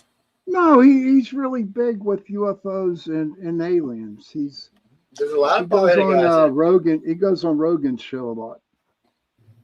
I don't watch Rogan enough to that. I only catch come Rogan on, shorts. Sean. What's his freaking name? He's always on talking about UFOs and aliens. He worked for the government? I don't know. I'm drawing a blank. It was a Vasquez guy. A house record. Okay, thank you, Heidi. Did these aliens love us? What the hell's his name? They don't like to eat guys over 60. Though they say they're stringy. That's good. I'm safe. All right, Heidi, Carrie, I'm pulling a card for you guys. I'm gonna pull a card for them. Well, Sean's playing with himself over there. Let's see what's going on over here. I'm pulling a card, guys, ladies, and ooh, this fits right down by Joe. I pulled the alligator card. The alligator card. Look at that. Oh, yeah, that was a Joe card. That's Marty, can you look that up? An alligator card? The alligator. That's the first time I pulled that, man. That's a Joe card from New Orleans, Mississippi. Being an empath, you still have to activate your spirit to protect. It's an awareness. All right, thanks, Carrie. Yeah, Carrie, I pulled the alligator card. You know, that's right up Joe's alley. That'd be crazy if I pulled another one. Wait, what you been doing, chick? Where you been hiding? It'd be funny if the next I have not seen Disclosure yet. No, I haven't seen it yet. No. I don't know if I'm going to see it. I think it's $25 to get it on. It's on Prime, I think, and I think it's $25. No, Joe. No, Joe, are you reptilian? If I told you that, I'd have to kill you. That's Carrie asking you. And I told her that I'd have to kill her too. No, Heidi says the alligator symbolizes ancient wisdom, protection, and primal instincts. That is definitely Joe in a nutshell. Yeah, let's stick my boot in your ass. It's $14.99 to buy it, $9.99 to rent. The Age of Disclosure, if you want to look at it. So anybody who don't want to hear this, would be a good time to close your ears. So the other day, I'm watching the guy review Disclosure. So now I've talked to about a dozen people who have seen this movie, and it's about 50-50 on how they feel. I noticed a very liberal ufologists love it. I noticed other people hate it. So I couldn't figure out why. So I'm listening to this guy go through. So he said, You watch the whole movie. It's all about getting to disclosure. It's not disclosure, it's just getting there. Then you get to disclosure, and then the movie's over. Wow, that would suck. And that's what he said. It sucked. He said that Wow, it just ended. They also, if anyone's having trouble with disclosure, if you do actually want to watch the movie, there's an actual companion guide book for the movie. Of course there is. Yeah. Let's see how much money we get the suckers for. Yeah. What do you mean I'm a great Stephen Greer? That's him. That's him. Stephen Greer. Stephen Greer. What about the Ferry Boy? The what? The Ferry Boy. What about it? I'm just wondering who he was, what the name was. Well, he is a retired New York surgeon. He didn't see, everybody always said he worked at New York General, but he didn't actually. Come to find out, that was a whole wives' tale. And his career is very sketchy when you look him up. But somehow he did work in hospitals, though, for sure. With that much we know. He did, and he's worth what, $14 million? Yeah, but I don't think he was worth that before going into ufology. He was an ER let's doctor. put it this way: making $14 million in ufology has got to be unheard of in any shape, form, or fashion. Well, he did it with those meditation walks he does. You know, the UFO. Come and hang out in the woods for a weekend for $5,000, and maybe you'll see a UFO, and maybe you won't. So there was a couple of things that turned me on. One, he called me, and then his people called me about getting on UFO Undercover. So I think Gia was booking. No, Linda was booking at the time. So I told her, and she set it all up. And then he sends us a thing wanting $5,000. I was like, dude, you asked me to put you on my show. I should be fucking charging you. Yeah. I said, you're not helping my show. And I said, you're crazy man says 56 types of aliens are roaming around the planet. I said, and he said something else. I said, I don't know. No, we don't pay guests. That's You're welcome, sir. So anyways, I didn't think nothing about it. And then I ran into him in DC, and he's like, oh man, we need to do this together. We need to do this together. But we're gonna both have to put up $5,000 for my dough. So then while I'm there, just a friend of mine, Treese was part of the movement where they thought that alien abductions were demonic possession, and that she had undergone them trying to remove it. And she had heard me speaking somewhere, and she wanted to know if it was probably still there. I said, yeah, they're not going to be, because somebody said Jesus said get out. I said, that's not going to happen. But if you want, I said, I'll arrange hypnosis for you from someone independent. And I just want to put this one. But anyway, she comes up and tells me about the UFO people and all this was going on. And then she tells me, because, she had a little bit of money. She said, oh, no, I went out on Greer's spiritual retreat the other night, and it told me how much it cost. I was like, what? And I said, well, so did you meet E.T.? Oh, no, it was spiritual. We just felt E.T. I said, how much did you fucking pay to feel E.T.? I was pissed after that. I was just pissed. And she's a very intelligent woman, but she's a very book smart woman. She's not a street smart woman. And when I was talking to her, she introduced me to some of the people there. I noticed they were all like that. They were all very intelligent people, but they weren't really intelligent when it came to the ways of the world. So, on that particular night, I think it was, what was it? $72,000 he made for 3 hours in the dark. Saying E.T. is surrounding you spiritually. Oh, we're in touch with our extraterrestrial president. Dude, that just brought me up. Oh my God. Have you ever heard of the Hathors? Yes. Yeah, well, Hathor is the cow goddess of Egypt, goddess of childbirth and fertility. I've heard of the ones that shot the Hatfields. Yeah, no, that's a different one. Yeah, no, the Hathors and the Hathors are they're two different things. Heidi and Carrie were talking about them in the chat room there. Are they interdimensional light beings? Do they claim? Hathor is an Anunnaki. If we suspect the Anunnaki are the ones who started the religious pantheons, starting with the Sumerians and moving to the Akkadian, Babylonian, Egyptian, and so on and so forth.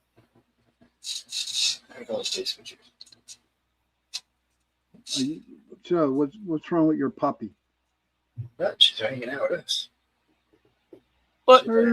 Hey, Joe's puppers is on his lap. Look at that. Oh yeah, well she's got to go to bed though. Yeah, she got an overswim. My cat bailed already.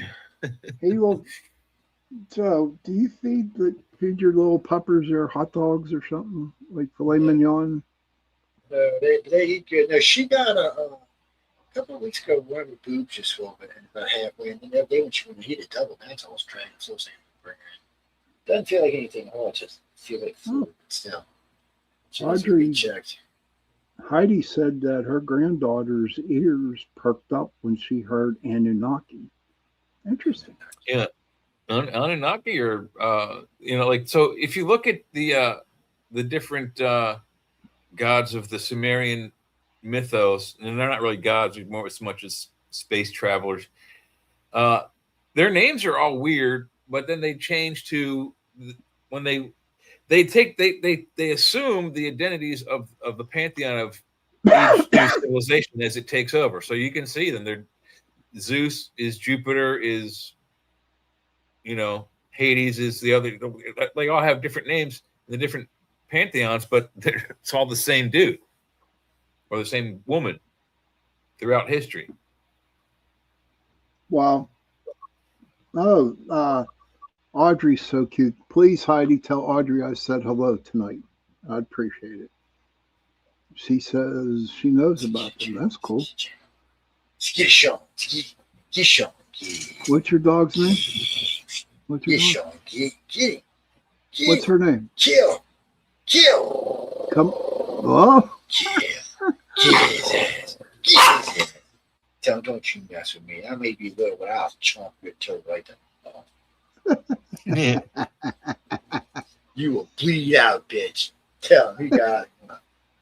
You gonna bite my toes off, girl? Huh? No, she ain't gonna do shit right now because I'm scratching her chest. She's snoring. Or she's grunting. I'm sorry. If this one of these dogs in my house starts grunting, the other one comes here, they come running immediately because they know somebody's getting attention. But no, she got to go to bed next week. Damn, what precious. She'd be good to curl. Who's pregnant? Heidi, you're pregnant. What? Heidi, you pregnant? I didn't know. Well, Joe said you were pregnant, Heidi. No, that demon over there said she was pregnant. It's a red dragon demon says Heidi's pregnant. Holy moly, Heidi. Oh my hell! I can see her putting in her phone. Oh my hell! She goes. Heidi says, "Hell no." I thought you were going to put. Oh my hell! You and Jerry could do like split parenthood or something. Whose idea is that, Joe? What idea? I don't know what you're talking about. About her being pregnant. That's the demon said she was pregnant. The demon that was in his hand. The demon Messiah said you're pregnant. The demon Messiah said you're pregnant. The red dragon demon, yeah. The red dragon demon. Yeah.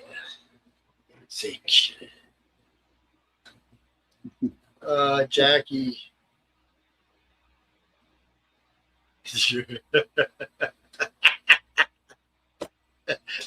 Jenny's nuts. Oh shit! I'm sorry, Peter. I was reading a comment that somebody posted in the chat. The end of the world as we know. No, it's still 85 seconds. Actually, now it's calming down. So, okay, wait. Let's fix some things. So Trump's into 9 wars now. If Iran holds, it's going to be 10 wars that he's going to end. No human on this planet has ever ended even 8 wars before, much less 10. And it looks like Russia may have to surrender or use a nuke. I'm not sure which way this is going to go. Yeah, it's looking pretty over there. I mean, what did they say? How many did they launch the other day? 600. They did it again today. Yeah, they did it again today. The same amount, 660 drones. They're just out of control. No, Jimmy, So what has lost his marbles is what's going on. Yeah, what is he doing? Are they producing? Is like their factory able to produce 660 drones per day? They arm them up and load them up and shoot them the next day. Yeah, everybody gave him a bunch of money, including us, and then So now they've got drone facilities now, and they've really mastered making their own drones and guess developing their own drones. Drones are cheap and easy to make. Well, I guess the next big Amazon craze is going to be Ukrainian, civilian drones that you buy because the war's over, and that's how Ukraine makes its money now. I wouldn't doubt it either. That's the sad part. Yeah. No, Jack. So there's a lot of ifs going on here. If Russia was to use a nuke at Kiev, I'm not sure how this would go down.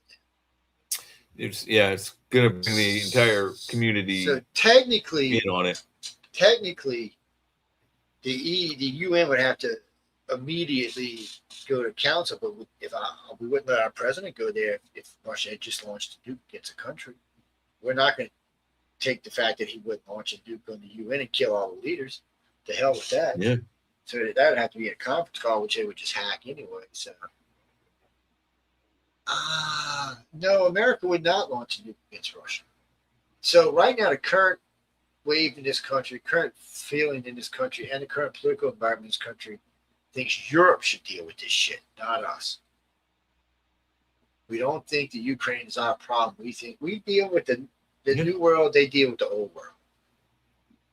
I'm all for pulling all our shit out of Europe and bringing it home. Do you realize that the United States would give up its obligations in Europe and the UN? It's $3.6 trillion a year, we'd say. Yeah, everybody get a nice little check, actually. Yeah. Yeah. Well, so it's for 340 million. So ask Google what 240 million. Ask it to divide 3.5 trillion with 240 million. Hey, Google, divide 3.5 trillion by 240 million. The result is about 14,600. There you go. $14,000 per person.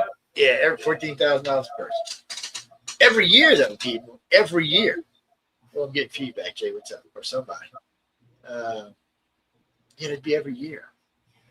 So just think of it this way: at $3 trillion a year savings, or 3.5 trillion, we could pay off the national deficit in 10 years completely and be out of debt, which would also bring money back to us in several ways. The negatives of leaving there is not that big of a deal. Russia's not going to attack us, and neither is China. The only downside for us is if they were to invade Europe and take it. Then we would have to consider, or if they were to team up and gang bang us from the right and the left, a double Socko punch. From no, see, I would think they would try that, but they both know we have 5,000 nukes, and they already know we're the only country that's ever killed anybody with nukes. Guess what?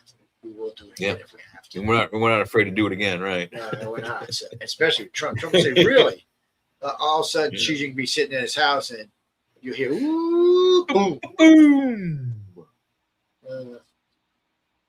Jack, them many kind of little ballistics come in so fast, it's gonna be hard to shoot them down. Them MIRVs are unbelievable. And when she breaks into 16 or 18 warheads and MIRV missiles, and they can direct themselves now, so they can move out of the way of income missiles. This is the nature of the beast. ICBM stands for Intercontinental Ballistic Missile, which means that it has a fuel source in it. And when it launches, it goes into outer space. Eventually, the fuel source goes away. It maneuvers itself back into the atmosphere where it is now ballistic. It's just basically a bullet, essentially, that's been fired out of a gun, even though no barrel was used. And at this point, it has no control. It's falling where it thinks it's supposed to go. And then it explodes about 1,000 feet above the ground. Boom. Everything dies. It's ballistic. It's a falling rock. Yep. It has no control. Yeah, some of them can be falling at Mach 25 too. Yeah, they're. I mean, it leaves the atmosphere, so it's traveling at what? At least 17,000 miles an hour, I think, is the break speed. It arcs, John. Yeah, it goes into an arc, and then when it breaks the arc, at that point, it's already aimed into where it's headed, and it basically falls. Now, when the capsule opens up and the MIRVs come out, the MIRVs have little packs that can guide them, not like big ones, but they can move themselves around to make sure they get to the back. So they have control surfaces too. They can do some maneuvering, but it's not like Yeah, it's not They can't. sophisticated. Just enough to make sure they get close enough to the target to do real. Yeah, it's not doing a 180. Oh, oops! I missed my target. Whoop! Let me turn around. Well, yeah, well, Johnny, that all depends on how where the main missile opens. So if the main missile's off course, it's not going to matter that much. The other missiles will try to fight their way back to course, but they do have limited mobility. It's interesting to see how it works. I've seen a nuke detonate before. Yes, up close and off of a ship. So we were 16 miles from the blast, 17 miles from the blast. The ship listed sideways or backwards, is what I should say, because we were standing on the side, and the whole shift side just lifted and pushed up, and the wave knocked everybody on their ass. Not the water wave, the air wave knocked everybody on their ass. As a matter of fact, a couple people got nervous thinking it was radiation, which of course it wasn't.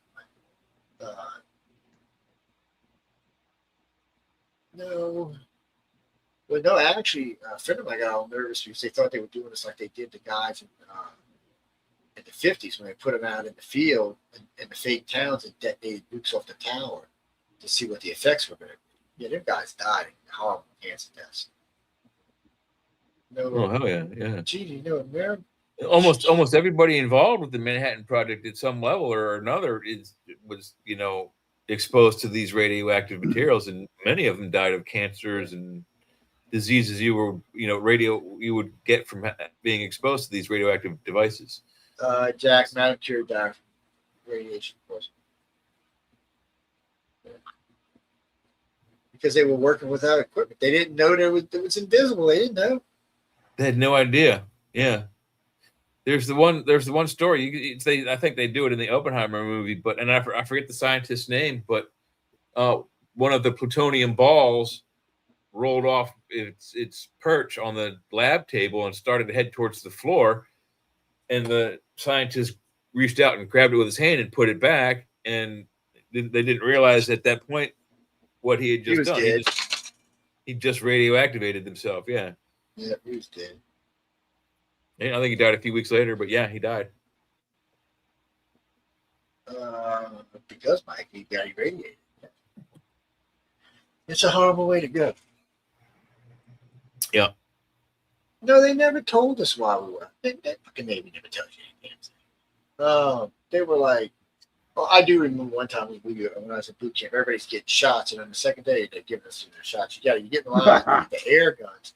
And there's doctors all over with air guns in there. One of each arm. Yep. They had mattresses laid all around just in case. I remember that, Jeff. Honest to God, we got like 10 or 12 shots in one. Oh yeah. So I know we had to go 3 days in a row. We got all kinds of, and what got me was I'm like, okay. So when we went out to see that, like, oh no, you got to get more shots. I mean, what the fuck do you mean you got to get more shots? Malaria. Everywhere we went, we always had to get a malaria shot. And malaria always gets you fucked up high when you give it to you. There was 2 shots they gave us in boot camp. I was so loaded afterwards. I was like, 3 days, man. I was like, cool. I'm off for 3 days. Joe, no, this, you know how you get them sexual transmission diseases? No, STDs? I do not. I've never had none of them. You know what I'm just saying, I happened to got one time when I was a young whippersnapper, and they sent me in medical, and they brought out the penicillin, and they made me hold it in my hand to loosen that stuff up, to warm it up. No shit. And I was like, that went in like peanut butter, dude. I was in a lot of pain. Oh, taught me a lesson, huh? Yeah. Taught me a lesson. So, Jesse, in the Navy, they actually have classes for this, courses. Sexual transmitted stuff. Sex is talked about a lot in boot camp because we're going to do a lot of ports. You meet a lot of people, and a lot of these girls you meet are professional girls who work the ports. Well, so we're in boot camp, right? 4 weeks, 5 weeks. I ain't seen a woman in 5 weeks. I'm thinking, wow. All of a sudden, I look over and I'm looking at the fence. These 2 girls can walk up to the fence. We're in San Diego, by the highway. They walk up, grab the fence. There was 4 companies out there. You seen 300 guys just go whoosh. Yeah. It was, and then you hear the commander go, "What the?" And he looks over. He goes, "All right, y'all perverts can look for a minute." Well, I'll tell you what. I went to Great Lakes, Illinois for boot camp. I stepped off you went the to plane. great mistakes, man. Yes, it was. I stepped off the plane. It was 40 below zero, dude. That's no shit. Yeah, that's what I call It the was great 40 mistakes. That's where below my zero. steps are. Welcome to the Navy. And I tell you what, we had a kid from Florida was in shorts, sandals, and a t-shirt, dude. And oh my God, at least they gave him a coat. Yeah. It was cold. Oh my God, it's the coldest place on earth. Shit, I remember. Great I met Lakes. this guy. We when I was flying in from New Orleans, we stopped over somewhere. Met this guy. Pete. We got high as fuck. We smoked outside. We smoked in the airplane bathroom. We smoked shit. We actually went up in the plane smoking, and it's fucking real. And the guys like, "You're not worried about getting trusted to one way." Can't. What the fuck they're gonna do? Let's throw us out? Yeah, we can only hope. And I remember that got in. It's 3 o'clock in the morning. I'm sitting on the tarmac, and this guy's. And so we finally get in the barracks like 4. I lay my head down. Like, oh yeah, 4:15. Somebody's throwing garbage cans down the middle of the fucking. Yep. I'm like, I'm 18 at the time. I don't think I'm gonna kill some motherfucker. Actually, I'm 17. No, I was thinking, really, I think I'm gonna kill somebody. Now stand up. This big motherfucker's like, I'm like, oh hey, so how you doing, everybody? Nice to meet you. 4:15 in the morning. Oh, I remember that. I remember the very first day of boot, man. They woke us up so damn early.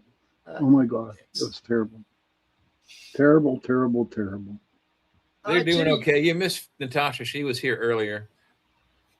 Jenny, no, you believe it or not, you do a lot of sitting around in boot camp in the evening times, talking about your girlfriends, talking about your friends. They do stuff. I mean, sometimes they do stuff, and the first 4 weeks, it's all business. And well, no, you got so I was stationed in San Diego, which used to be an old prison, World War II prison. And anytime we had free time, they had this little can that had these little cotton wops. And you pull a piece off, and you know what you do with it? You'd start polishing. Oh, yeah. They had copper all over the place. Oh, my God, yeah. So we'd be just polishing the whole time. Yep. They gave us patent leather shoes when we first got in. Well, it's funny because when I got there, I got my regular core frames. And I spit shine them bitches up. They look nice. And then a friend of mine comes by with some core frames, and he goes, "Here." I'm like, "What are these?" He said, "You'll never have to shine them again. Just wipe them off." I'm like, "What?" And sure enough, he did. They looked great every time you put them on. I still kept them. You got more brownie points. Oh my God, I scrub. Oh my God, did I scrub them shoes, man? You had to take it off, and then you had to shine them.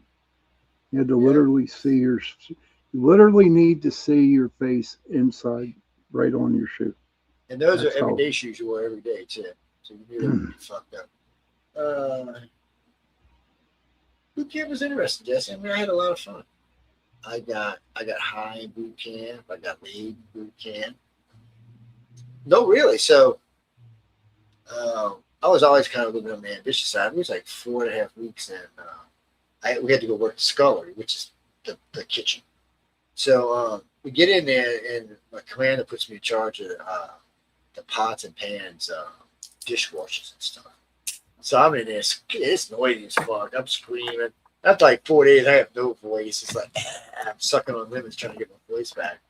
So on the 5th day, I'm in there working, and this little girl walks up. She says, "Hey, you smoke weed?" I say, "I mean, once in a while."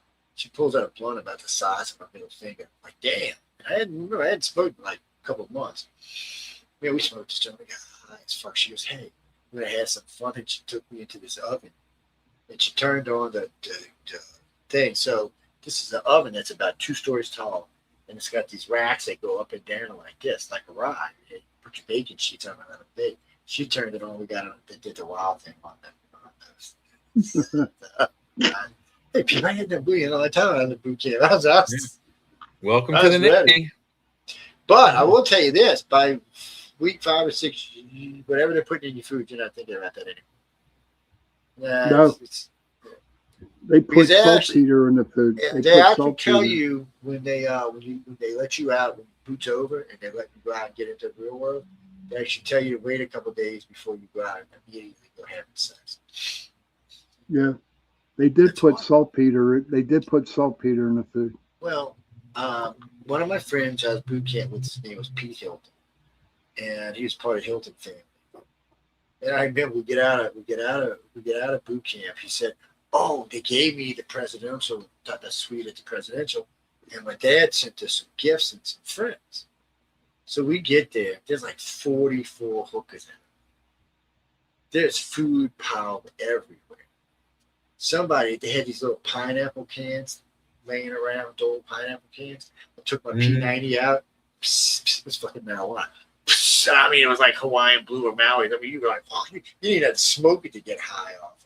Somebody went around and opened like 8 cans to make it like a smell in the room. We stayed there for a week. And then I would have stayed a while. Well, what happened was Pete was bugging me, and since it was out ready, they wanted to go down into Mexico and go along the Baja Peninsula down the thing. And we had 4 weeks to kill. So I said, and the first thing my commander said, "You know, you're not supposed to go down there." He said, "Well, you can go, just don't wear your uniforms. Don't wear, yeah. Don't drink they're the going to water. know you from there anyway because your haircut." He said, "But just." So we get in, we rented a black and gold, Smokey and the Bandit Trans Am. So we get to the border, we cross into the border, and fucking what's his face gets out the car. He's out in 10 minutes, comes back with a bag of weed this big. He said, "Okay, the guy said go here, here, here, and for $25." We walked in the field for $25 and filled up 2 shopping bags full of pot. Wow! Threw them in the car. So we get in the car, we start heading down the peninsula. We get down. We drove for about a day. We found this hotel room, this house. The bathrooms are outside, by the way. They got outhouses. They got like 5 outhouses on the road. They're just kind of connected on this dock thing with water, which is kind of cool. And then you got the hotel and all. You get served food and everything. We met some senoritas there, and they spent the next 4 days with us going down, further down the thing. And then they had to go back. They introduced us to somebody else. We spent a couple of days with them coming back up, going back to the base. And I still remember we got back to, I can't tell you everything because it's just too much for the show. And frankly, we turned some of these girls red. But we got back to the border. These motherfuckers ripped this Trans Am apart. They looking at the exhaust. They got these things they shoved up in the exhaust. They pulled the air breather off the car. They're looking at everything, man. Trying to figure out where the pot is. Of course, there is none. Because as we were pulling into town, my boy reached out the moonroof and said, "Anybody want to be bagging marijuana?" 20 people ran up to the car. He just threw it out there. It's well, no, Jimmy. So the Navy wasn't going to test us. Then we already knew that because they don't want to lose a bunch of people. So they don't test you after you get out of boot camp because they know you're going to go out and be an ass. They already know that. They know you're going to go drinking and whore and smoking. They know that from the get-go. Because more than likely, if you're not going to tech school like I was, you were going to sea duty. Yep. Well, not everybody in the Navy got sea duty, but 2/3, well, half did. You know, I did sea duty. Yeah, I did sea duty. 3 years and what was it? 3 years and 3 months was sea duty for me. I floated around in the USS Nimbus like this the whole time. Yeah. You got your dog tags, Joe? Somewhere. I think I still do. I threw mine in the ocean. So I kept them because they were the original dog tags. So people, you'll notice with dog tags. So the kind you buy, you wear all the time, are just overly shaped, right? Real dog tags has a notch in it. It's kind of, it's got a little sharpness to it. Bevel. It's like a half bevel in it. Mm-hmm. Do y'all know what that's for, guys? Put in your mouth. So yeah, you take it and you put it in between these 2 teeth and you kick the jaw shut and it jams the thing up into the upper gum so they can have identification while it's traveling. Yep. Because during the war they would get lost when they would hang on people's arms and feet and stuff. Yeah, it's deliberately designed to do that. It's what's deliberately for. The first time I heard it, I was like, "Well, I ain't doing that. The fuck, I put it in my pocket and give it to somebody when I get there." The hell, It's there's a lot of weird stuff like that. So one of the things when you're in boot camp, you have to jump on this big tower and learn how to jump in the water. Okay, the tower's pretty wicked. It's pretty tall, 3-4 stories. Well, I remember the key said, okay, everybody's got to do their dive, their jump. Fucking Nimitz is a fucking building out of the wall.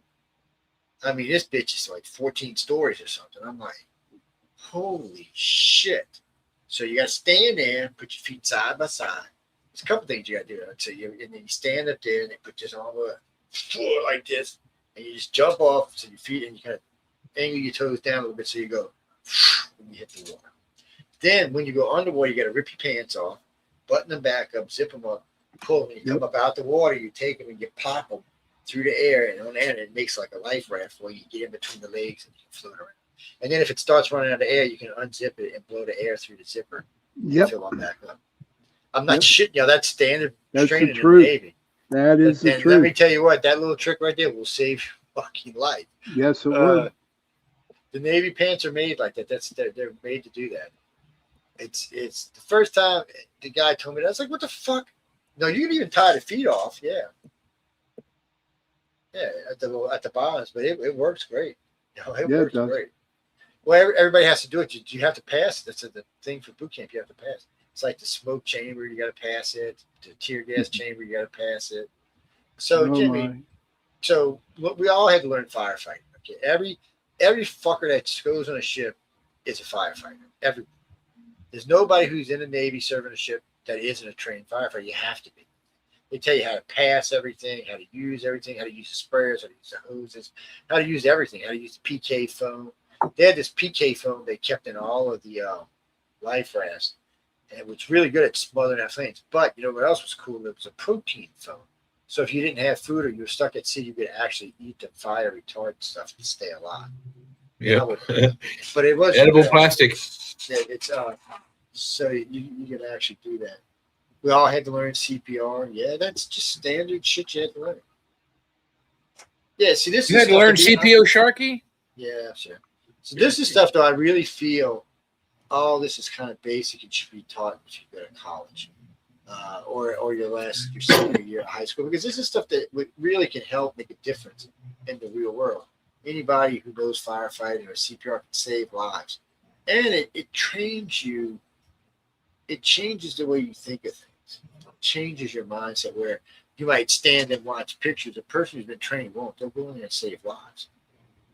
And by the way, ladies and gentlemen, in most states now, if there's a disaster happening and you're standing there and making a video of it, you can go to jail now for that if somebody dies. Oh, yes. Okay. Oh, yes. All right.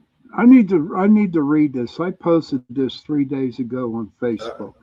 Right? When I served in the Navy, my life was in the hands of black, brown, red, yellow, and white toned people. We were friends. We were combatants. We were shipmates. And we had each other's back. When the hammer slammed the anvil, we trained, we sweated, and we bled together. We came together from all parts of the country. We came together from all religions. We were a society unto ourselves.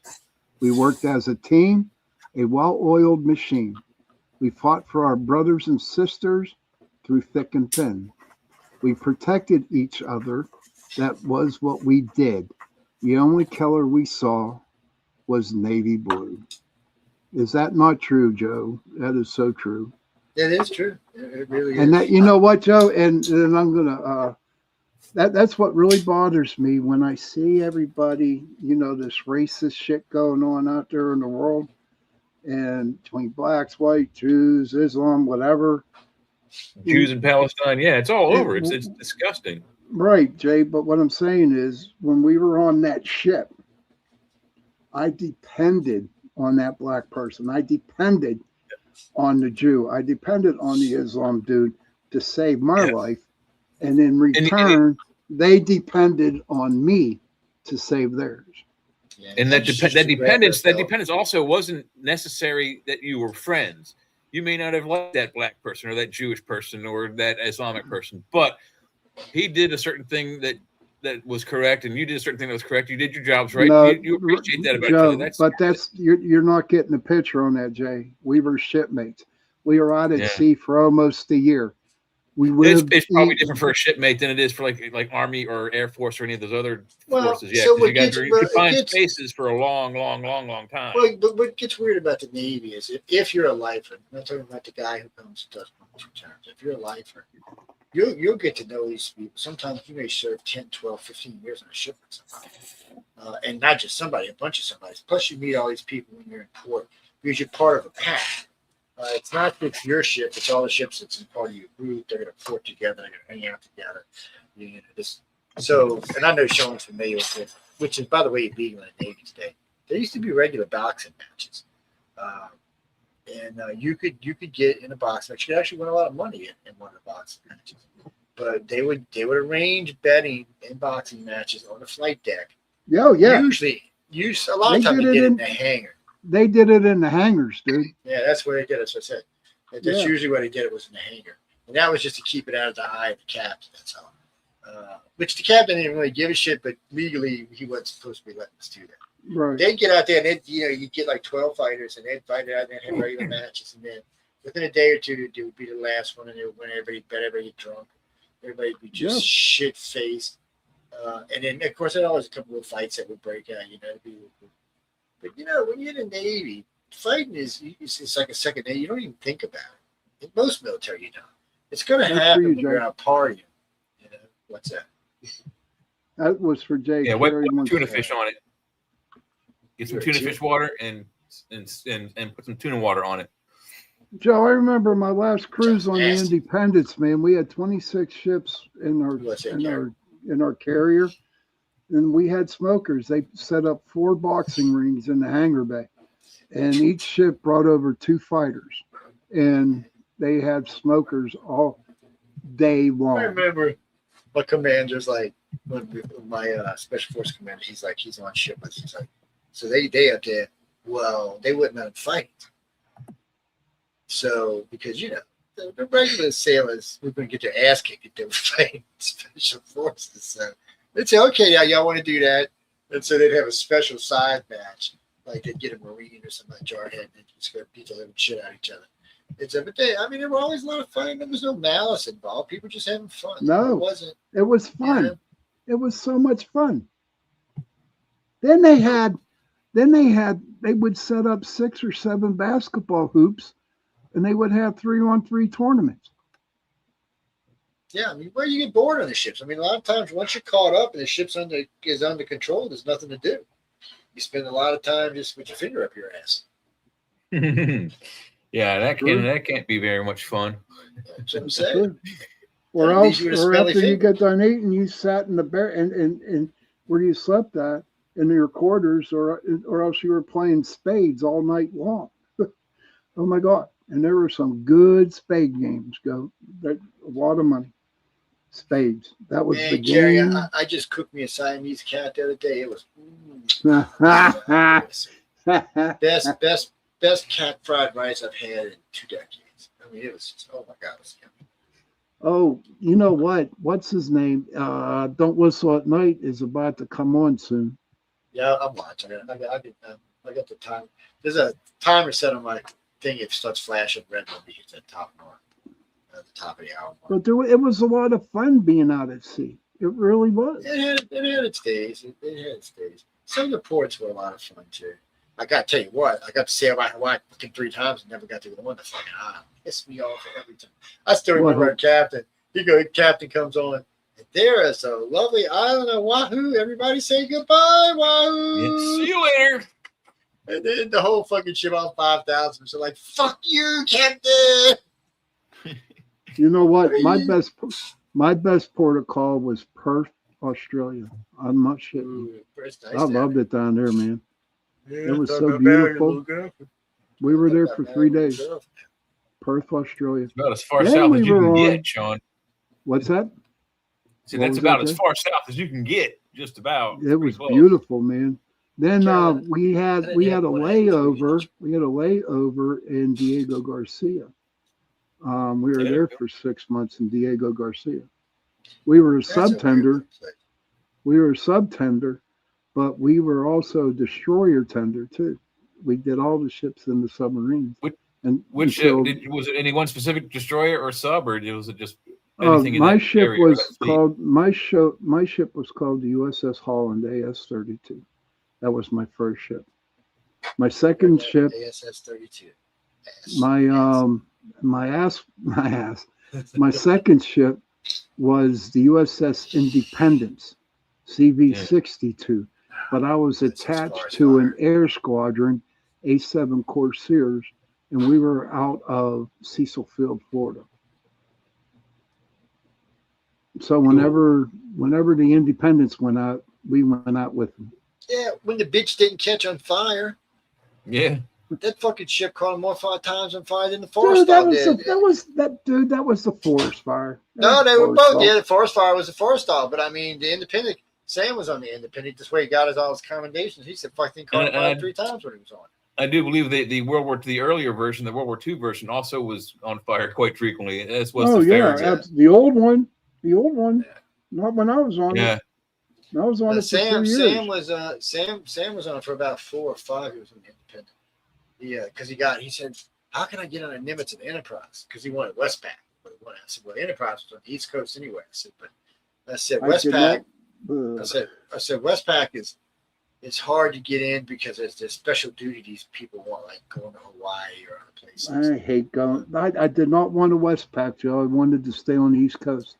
Actually, I applied for embassy duty, and then I said I couldn't have embassy duty. See, originally I applied for Orlando for boot camp. They said, "Fuck you," send me to San Diego.